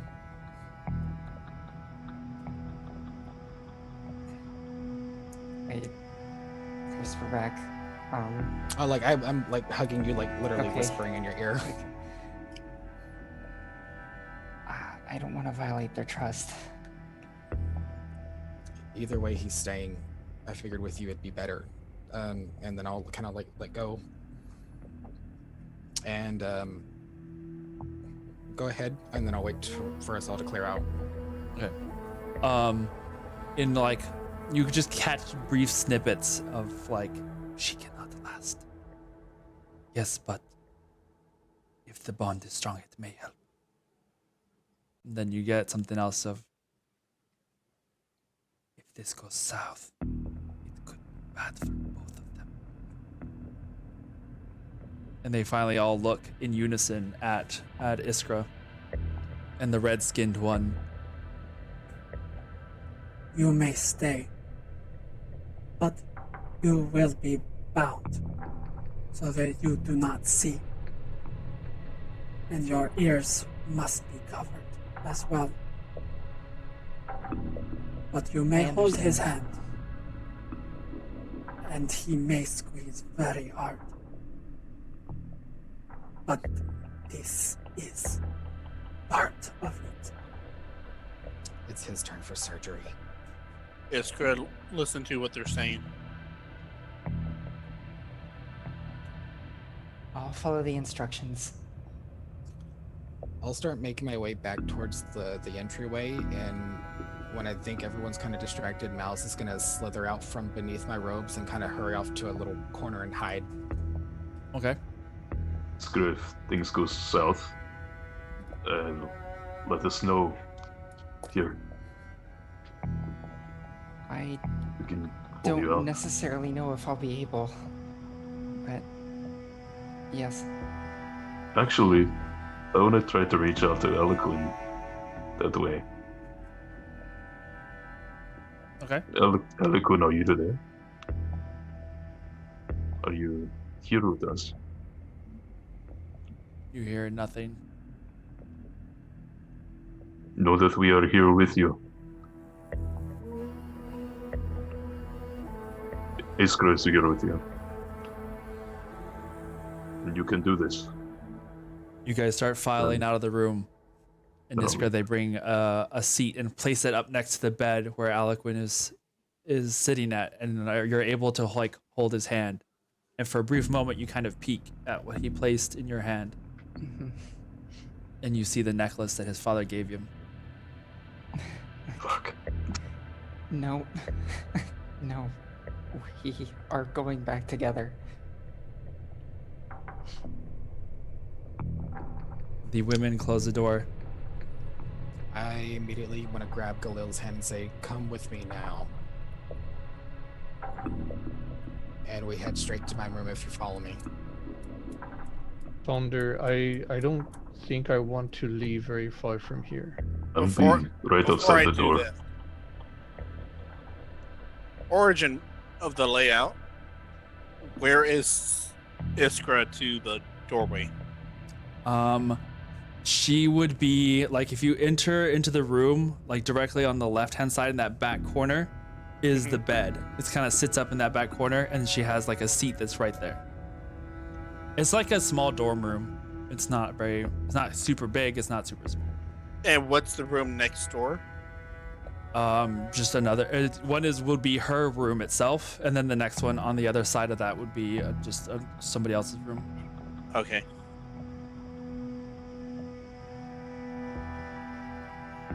I think it's best if I stay here. Hold on. Are all of these sisters that were in the auditorium before of here, except for... Yeah, they're all four of them are in there. Okay. You can see at the end of the hallway, like given space a little bit, is Carp and Farlight and the others. But they have, they're at the end of the hallway.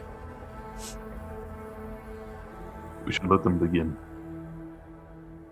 The door closes, and you can see one of the sisters pulls out like a long handkerchief, a cloth almost similar to the ones that they have over their heads, and they wrap it around your eyes. And then they wrap another one in a way that kind of like covers your head like sideways. But you still feel that the grip that is there every now and then squeezes your hand and then fades. And then squeezes your hand and then fades. Are you, Kindred, are you going to your room then? Galil, you said no, you're going to stay here? Yeah, I'm gonna stand in front of Iskra's room, actually. Okay. What's Carp doing? He's talking with Farlight. They're kind of like watching from a distance. And it's just those two by themselves? No, it's them and Elaine, and then the drow woman. And Carp is like, seems like he's explaining something to her. Okay. I'll just go sit at a chair away from everyone, but staying within proximity. Okay. And with that, I'm gonna spice murmur to Kindred. Okay. I know you have mouths in there. Do me a favor and let me know when they start. I'm spice murmuring back. I'm not going into his senses. I'm just having him keep watch. Because there are some things with the mind I don't like messing with, but at least we'll have some sort of something in there with us. You can feel one of the sisters places a hand on your shoulder, Iskra. And in your mind's ear, you hear her voice. Be calm. Open your mind. He may need you. I start trying to think of just the calmer moments that we've had on our trip so far over these few months. Free your here. mind. If you do you try and open your eyes while the thing is on your covering you? Like, I relax them. okay. Yeah. So Okay. if I start to see through a little. All right. So you kind of try and see a little bit, and you can see like the vaguest of shapes. It's like having like like a t-shirt over your head, but you can kind of see like basics around you. And you hear muffled, like some slow chanting. You can see the movements of one of the sisters as she seems to be pulling back the veil from her head. But you can't see anything aside from just that movement of pulling it back. And you see that same thing mirrored with the others of the sisters.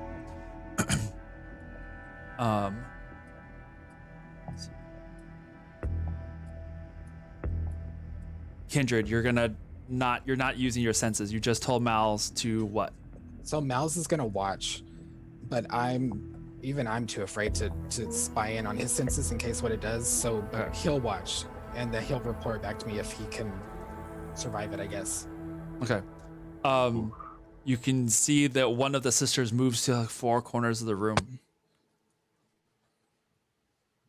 And in that moment, Mal's and I bamf him back. He's back. You can see now that she moves back to the bedside. That the four of them, kind of two at the foot, and then two that are kind of standing in front of you, basically where you're sitting, Iskra. They both kind of, the general movement as they start swaying, and you feel this warmth of vibration, filling the room. Your skin tingles and like sticks, almost like there's like a static charge, and then it fades, but that warmth still is there. And then you swear you've been dunked in cold water. The feeling just overwhelms you from the top of your head straight to your feet, but there's no sense of dart around. Yeah, you haven't moved, but the sensation is as if ice cold water you've just fallen into, and it's startling at first. You kind of jerk in your seat a little bit. The edges of your mind, you feel like there's this pulling, these cold, dark tendrils that just pull at your consciousness, wanting you to go deeper. I try hard to focus on feelings and not specific places because I don't want to accidentally teleport us away with right in the middle of all this. You, in your mind's eye where those tentacles are pulling, you swear you feel a familiar presence. In your mind's eye, you see Aliquin laying amidst a sea of writhing tentacle-like shapes. And slowly they start wrapping around his body and pulling him deeper and deeper. I try to call out to him. He doesn't seem to respond at first. Then he looks up at you. His eyes lock with yours. And one hand reaches out, shaking towards you. I reach out. Your hand seems to like stretch and elongate in this weird Wonderland sort of like strange twist and curve before it reaches and grabs onto him. In that moment, you can feel like the fingers lock. You saved me, Elastigite. Sorry. And then you can feel him like pull you down towards him as the masses start to pull him deeper and deeper. I use another hand. No, you don't. You grab again. Make a charisma check for me. Actually, charisma saving throw if you will. Charisma saving throw. Interesting. Uh-huh. But while this is happening, I'm just like, well, they found Mal's. Yeah, that's out. That was only an 11. 11? I'm just focusing on my being able to hear cry or prayers. All right. Sonder, let's do some Saunders praying. meditation. Praying to Bahamut. I'm hearing everything then. Yeah, well, I'll sit down with Soul, arms in my arms, and meditating out to Bahamut for You actually might sake. hear Kindred like bitch talking to Saloon right now. Like, what the fuck is your sister doing? Like, what is this bitch gonna do to Aliquin? Why is he acting crazy? All right. As you're pulling, you feel yourself give in. You pull closer towards that darkness, that inkiness, the cold. You can feel a hand on your shoulder, and another, and another, and another. And you look down and you see these red hands, these purple hands, these bare hands grabbing you and pulling you back. I plant my feet. For a moment, you can feel your feet just like sliding against nothing. You have no, you don't see nothing below you, but you can feel the presence of something. But you stop and start getting pulled back. And slowly, inch by inch, you can see Aliquin being pulled out of that inky darkness. Gripped as tight as I possibly can. Make another charisma saving throw with advantage this time. And I'm just like, Saloon, Afriel, please help them. 15. 15. Another hand appears on your body, and another, and you can feel yourself warm now, being pulled backwards. And Aliquin slides free from the darkness.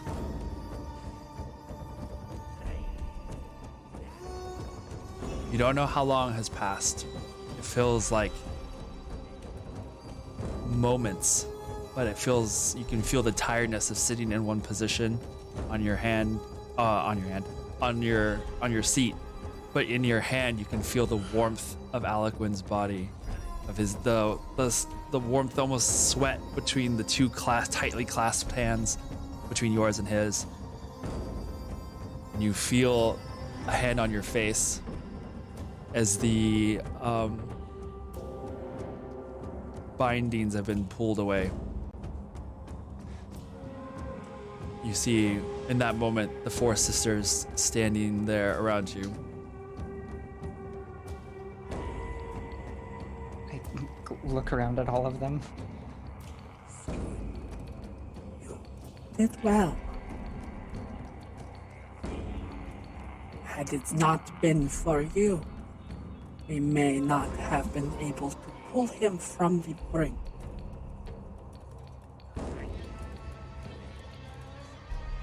He is fine now, though. I almost lost it myself.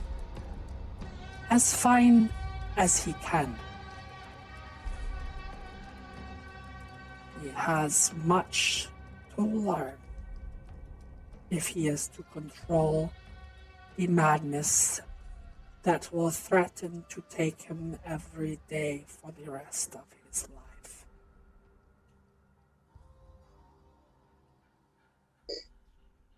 Do you know who his patron is? He's never said a name. He doesn't want to.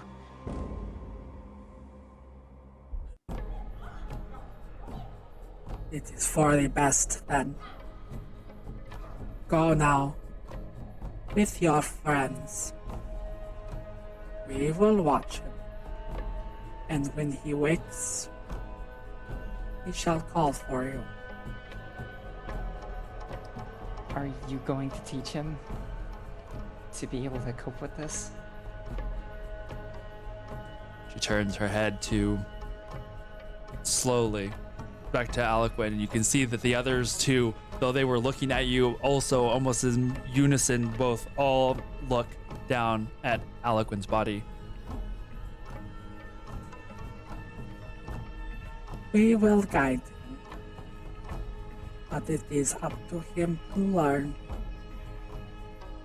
He cannot join our sisterhood, and there are teachings he must learn on his own. but we will do what we can.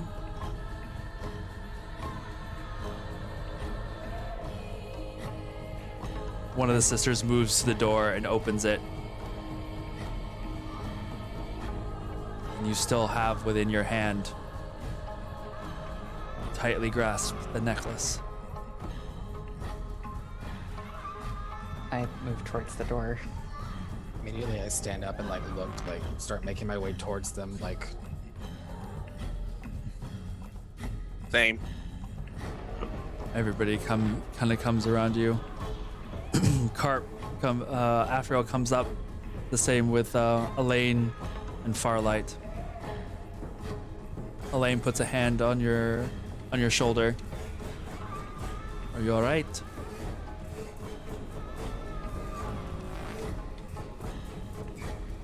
I've been a lot of places I've never been before so far in my time here, but I don't think I want to ever go where I just was. Farlight nods at you, and in your mind, you hear her voice. Let us pray that it's so. But if I had to do it again, I would. Afriel puts his hand up on your shoulders and grabs them both, one hand in each shoulder. You did well.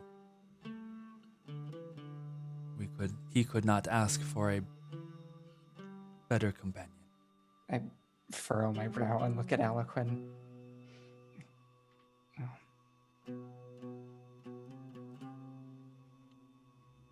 They got him through this. I look at all the sisters. The door's now closed, as they have stayed inside, but you know that they are just on the other side of the door. They will help. We have. Iskra... Oh, go ahead. No, he looks at Iskra. You are very brave for someone to have come from so far. I just try to do what I have to do. And that is good. That is what we are all trying to do. What were we gonna say, Kindred? Iskra, your room is right next to Aliquin's, right? Yeah, it's right over there. So you would have seen me leave for a moment. I try to go into your room. Is it locked? No. So I go in and I just grab all her big fluffy blankets and pillows, and I go back into Aliquin's room, and I'm like, I don't. As you think go you're into gonna the leave. as you go into the room, you see the sisters just standing there, almost like statues, looking down over. One of them turns to you and puts a hand up for you to stop. Me? Yes.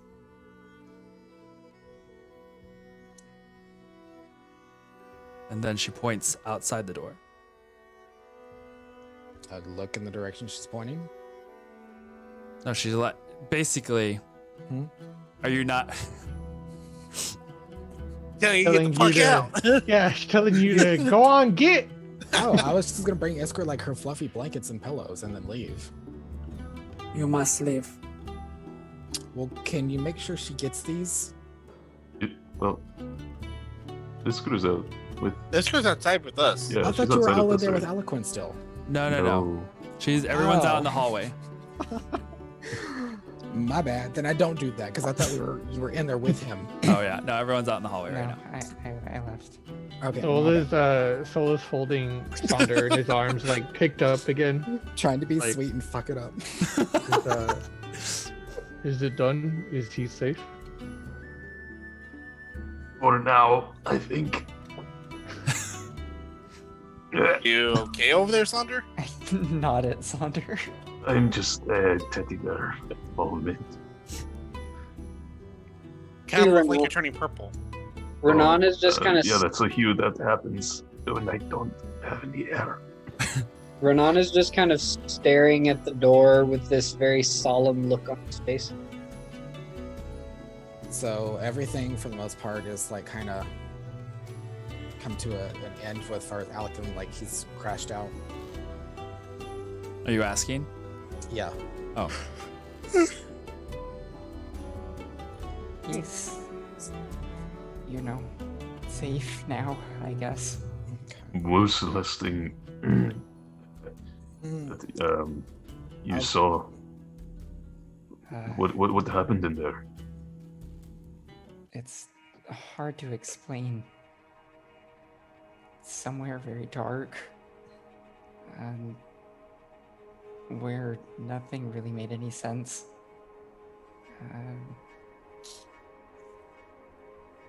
Was that you in the corner?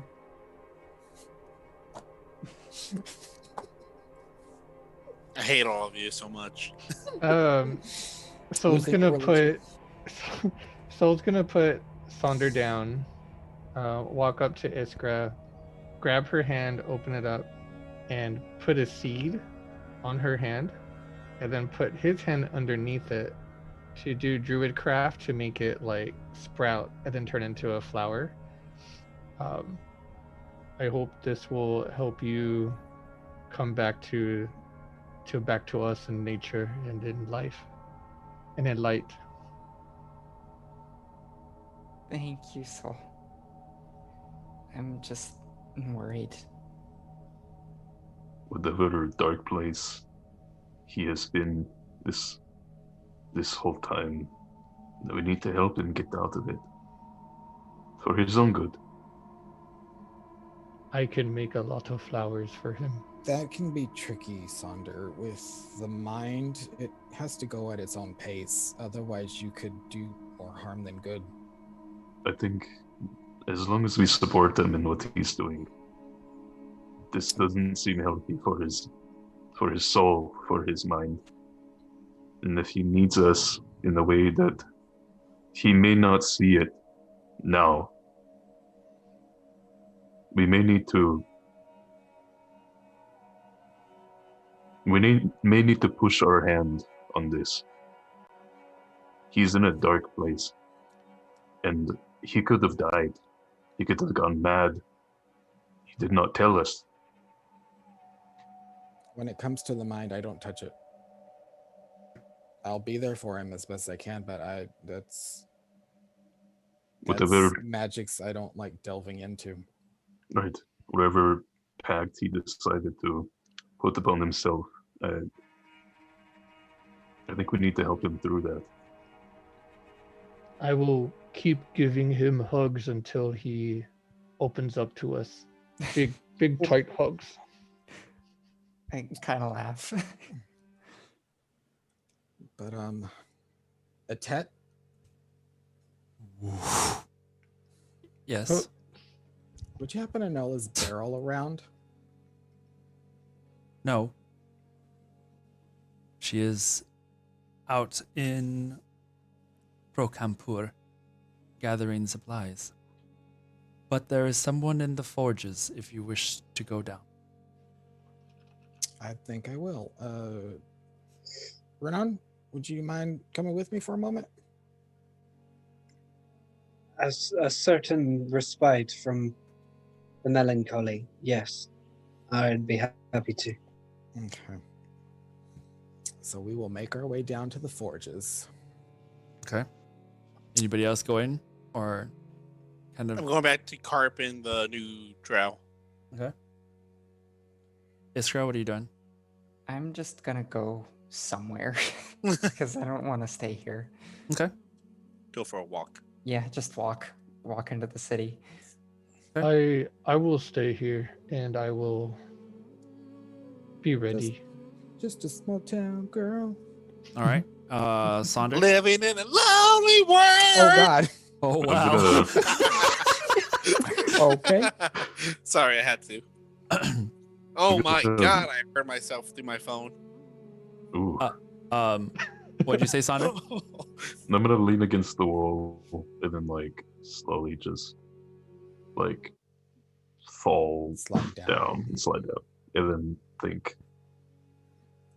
Okay. All right. So you two head down towards where the forges are.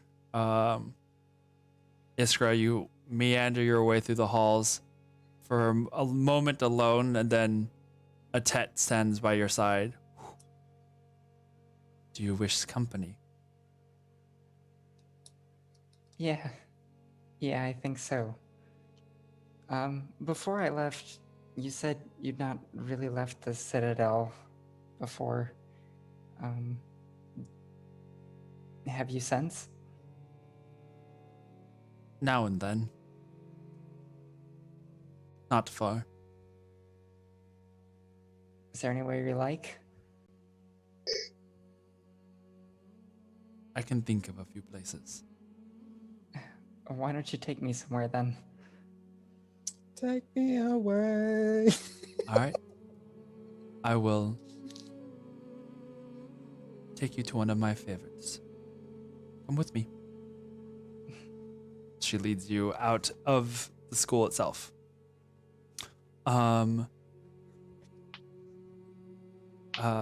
Galil, as you go over to Afriel and the others, Afriel like nods at you as you approach. Well, that was eventful. Yeah. You didn't hear that, right? Your prayer? Yeah. In your mind, you hear him go, I heard you. Damn it. You're You're carp. Remember that. But thank you. He nods. The drow girl looks between the two of you as you guys are just sharing that telepathic conversation before she's like, I'm going to wager that you two know each other well. I knew him when he was a wee lad. Taught him everything he knows. There is not many who can say they were there for the beginning of a god. I am Victoria. She bows. Kindred, and Renan, you guys head to the forges. This is winding spirally, almost feels like you're being led in a maze of some sort as it just kind of spirals deep under the school itself. But eventually, you get to the location of Barrel's workshop, a place that has now been called the Forges. And you can hear tinkering and Hello? just a minute. You hear a male's voice ring out. It's better to wait here for them to come to us. There's no telling what they're doing. You hear some Ranger, there are some concerning things going on in this place. Well, gnome tinkerers. I'll leave it at that. Concerning things going on in this place. Let's see here. Let me change this up again because it is not nearly as dramatic at the moment. Sure, I'm sure. Dramatic moment in the story. All the things you can hear, bits of metal and things being knocked over, and then a young man pops up from behind this desk that you had not noticed before. Wow. He's new. Welcome to CBS. You can see you see a almost like a leathery style lab coat that has a bunch of little vials tucked away in different little places, little pocketbooks that are of different sizes that also have their own specific sleeve that are tucked in different places. You see a tiefling man. Oh. Let's see if I can find my thing here. What are his demonic attributes? What do you mean? Tiefling, right? Yeah. Well, Do they have wings? Do they have yeah. tail? Oh, he has Wing, he has tail, horns. Yeah, club no, hooves. he has the horns. He has the horns. That's it? Well, hold on. I have to, because this is a new character, so I'm Right? having Give to him a describe. chance to create. He's Edna mode right now. The he has But two yes, horns Dad. that kind of like go out and then curve inwards, except that one of them is broken probably like 2 inches off the side of his head, so only his left horn kind of sticks out. His he's a right horn. cripple. But he has a bunch of things, and he kind of looks at you. Oi. Hi, I was told you're the one in charge of here while Barrel's out on material missions. Oh right. I'm Kindred. This is my friend Renan. I'm Vice. Most people just call me V. What do you prefer? Depends. I'll stick with Vice for now. So be it. And he kind of smirks. So I have just wondering, I don't know if maybe Barrel's made some or if you could make some, and I will take out my spy's member and kind of toss it to him. Would you happen to have any extra of these? Those scrying ears. Mm-hmm. Where did I put them? And he starts like going over to one of the drawers and starts opening and closing, opening, shutting, opening, closing, opening, shutting. Finally, he pulls out one. You can see him like he picks up like 2. These, and he kind of like Perfect. does it. There you go. She just finished them last week, I think. And now you're part of the group and you won't be left out of our thoughts. You attuned to it, by the way. Careful Well, with that. It gets annoying whenever they start yelling in your ear all the time. Fair enough. Mm-hmm. So now He you're kind of one looks of over at us. you again. He's like, wait, you have wings? Are those like, turn around? I do kind of the you know when they tell somebody who's showing off a dress, they do this. And they like do a elegant spin. That's what I do. Okay. Huh. When you check out your ass. And they're attached. That's nifty. By bone and muscle, yes. Oh, grafted. No, born that way. Curious. Hmm. And your name is? Renan. Renan. Vice. I have gathered that there's not many Avariel, if any, in this world. No, No. but it's choice. Thank you kindly. Well, wait, are you with that group of people that I heard come in? Mm-hmm. Probably, yes. There was something that Beryl was working on. Supposed to give it to some girl. I think it's a pair of I found it. And he goes down and grabs it and is like, I got some boots. They've been sitting around here for a while. You want to pass them along to whoever they belong to. I don't know. Don't know if they're gonna be coming down this way. Okay, I'll take them. And does he tell me, like, what are they? Special commission? I don't know. Is there a note? No. Beryl just left them there. She Okay. finished them. Said the girl know what to Kindly. do. I've got a question. Sure.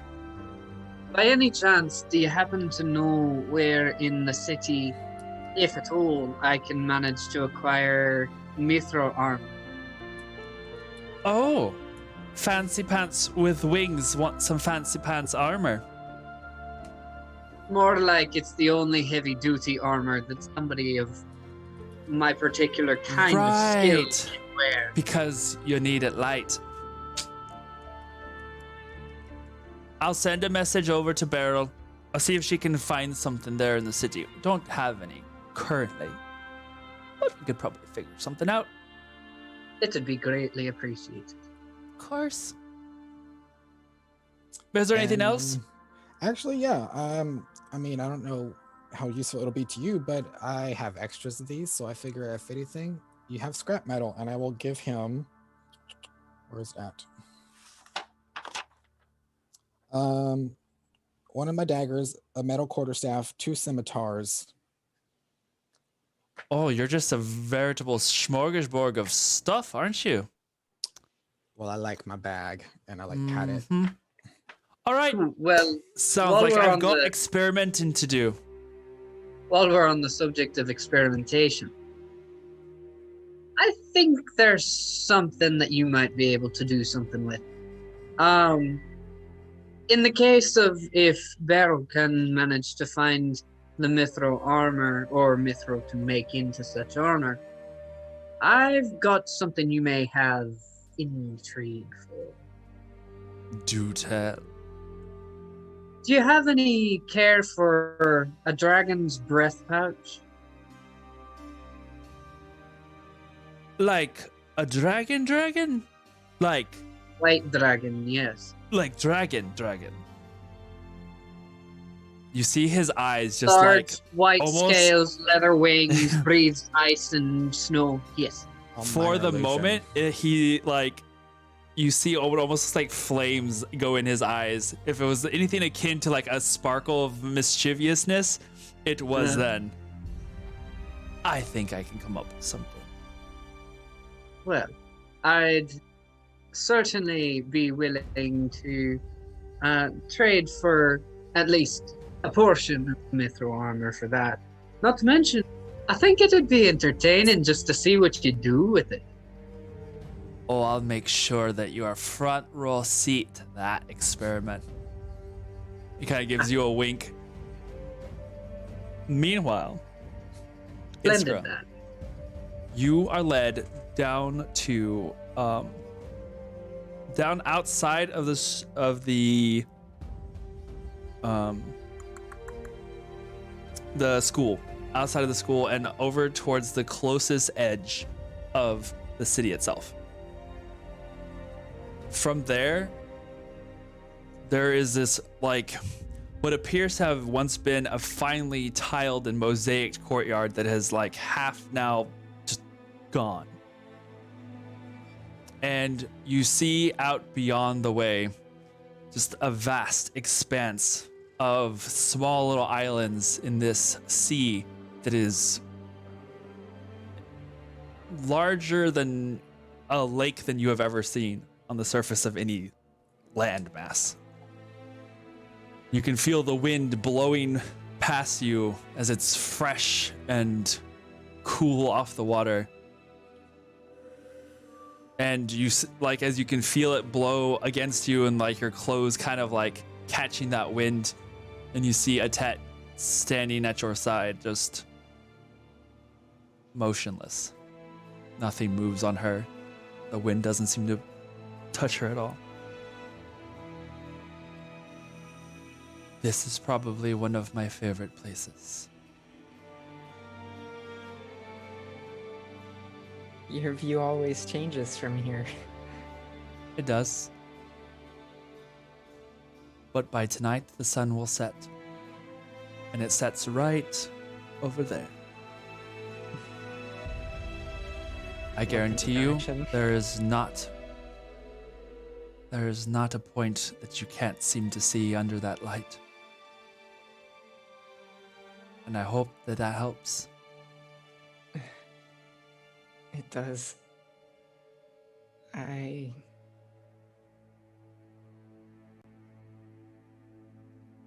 Eloquence my connection to my old life.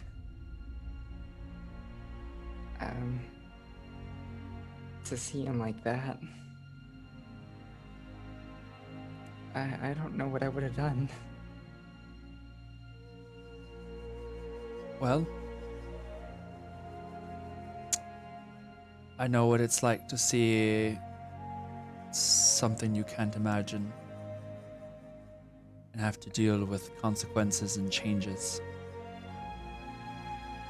I promise you have good friends at your side.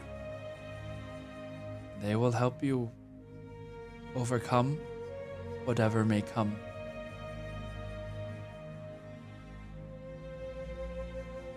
Are you happy with this, with what you are?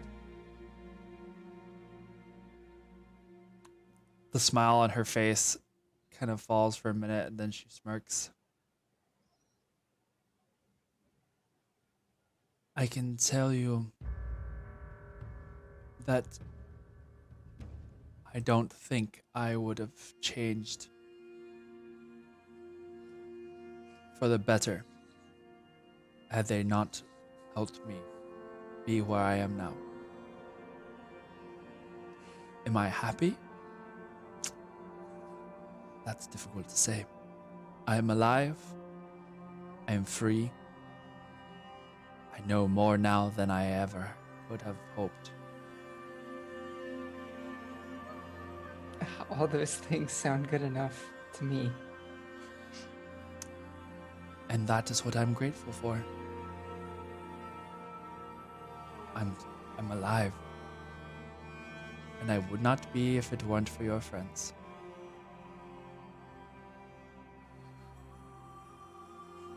Let's sit for a minute. I don't have anywhere to be. Sure. Would you mind if I asked you some more questions? Of course not.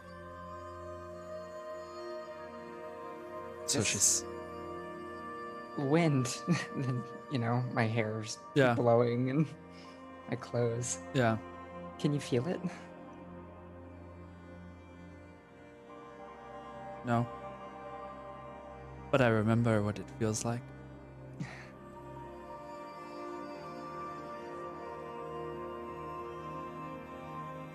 Well, it's really wonderful.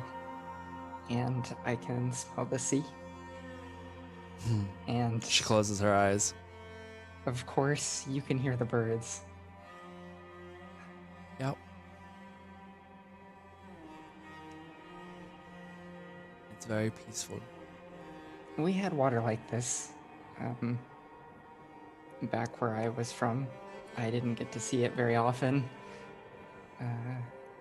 I don't know how vast it was. Probably not like this.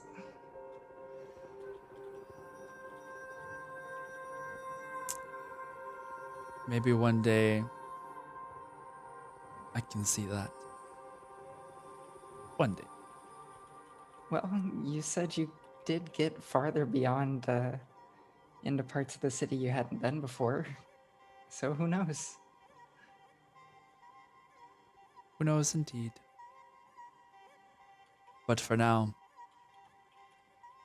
I'll just enjoy you enjoying this. Thank you. Thank you. And she just smiles. I just look out and quietly sit there with her for a while. And that is how we'll end for tonight. Yeah. Oh my God. That was an emotional roller coaster. It really was. Oh, That my was goodness. amazing. That was so Yes. good. That's D&D. That's D&D for you.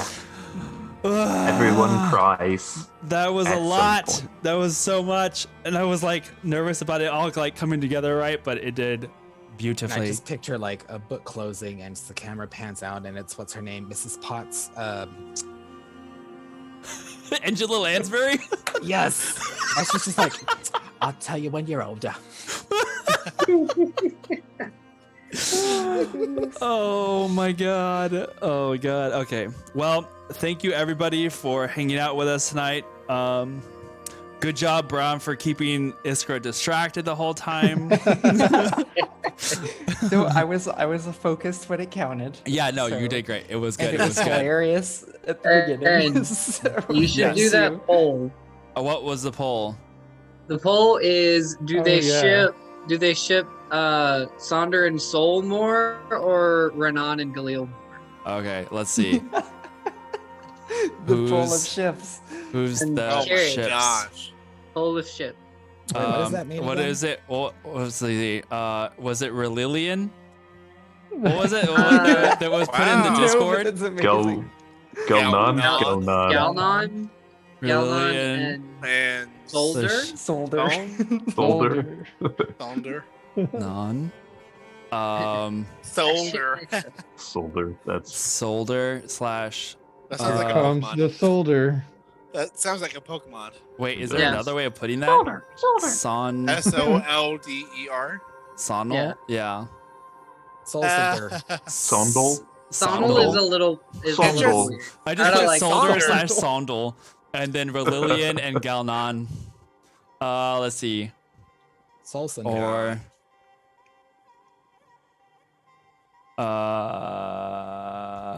I wish I could put like what you guys could enter in your own thing, but we'll put those two for that poll, and then It'd be like a tournament. yeah, right. Tournament style Be bracket. eliminations. Oh no, Relilian. Verlilian. All right, Oh god. Ship's bracket would be Galien hilarious. and Solder. Oh shit! Oh no! Oh god. Yeah. Happening. It's happening. Oh, yeah. Look at that. Lillian and Galnan so far have Hold 2 on. votes. Ay. Well, guys, once again, thank you so much. I am going to hold on. Those of you who are still in our Discord, let me double check that I have all the right stuff in here. We are on to something. To if destroy if fantasy we made it football. online gambling. Right? That would make so much money. Sheesh.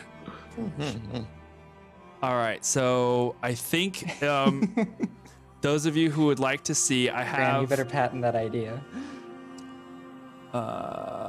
This one didn't pop up, so I'm just keeping these things. Okay, so if you go in our Discord, which those of you who are not in our Discord, here is the social media. You can find the invite there to our Discord. If you look near the bottom of the page, you'll find Look Game at the bottom.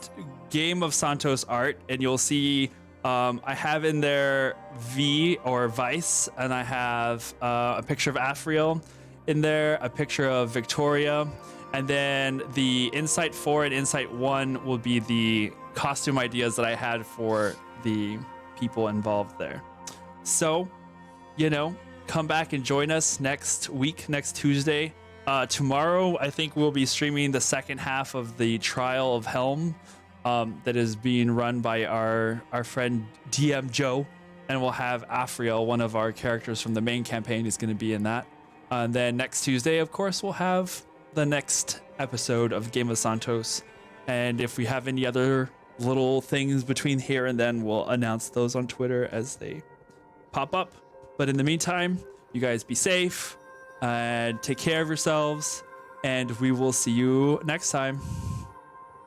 Good night, everyone. Bye.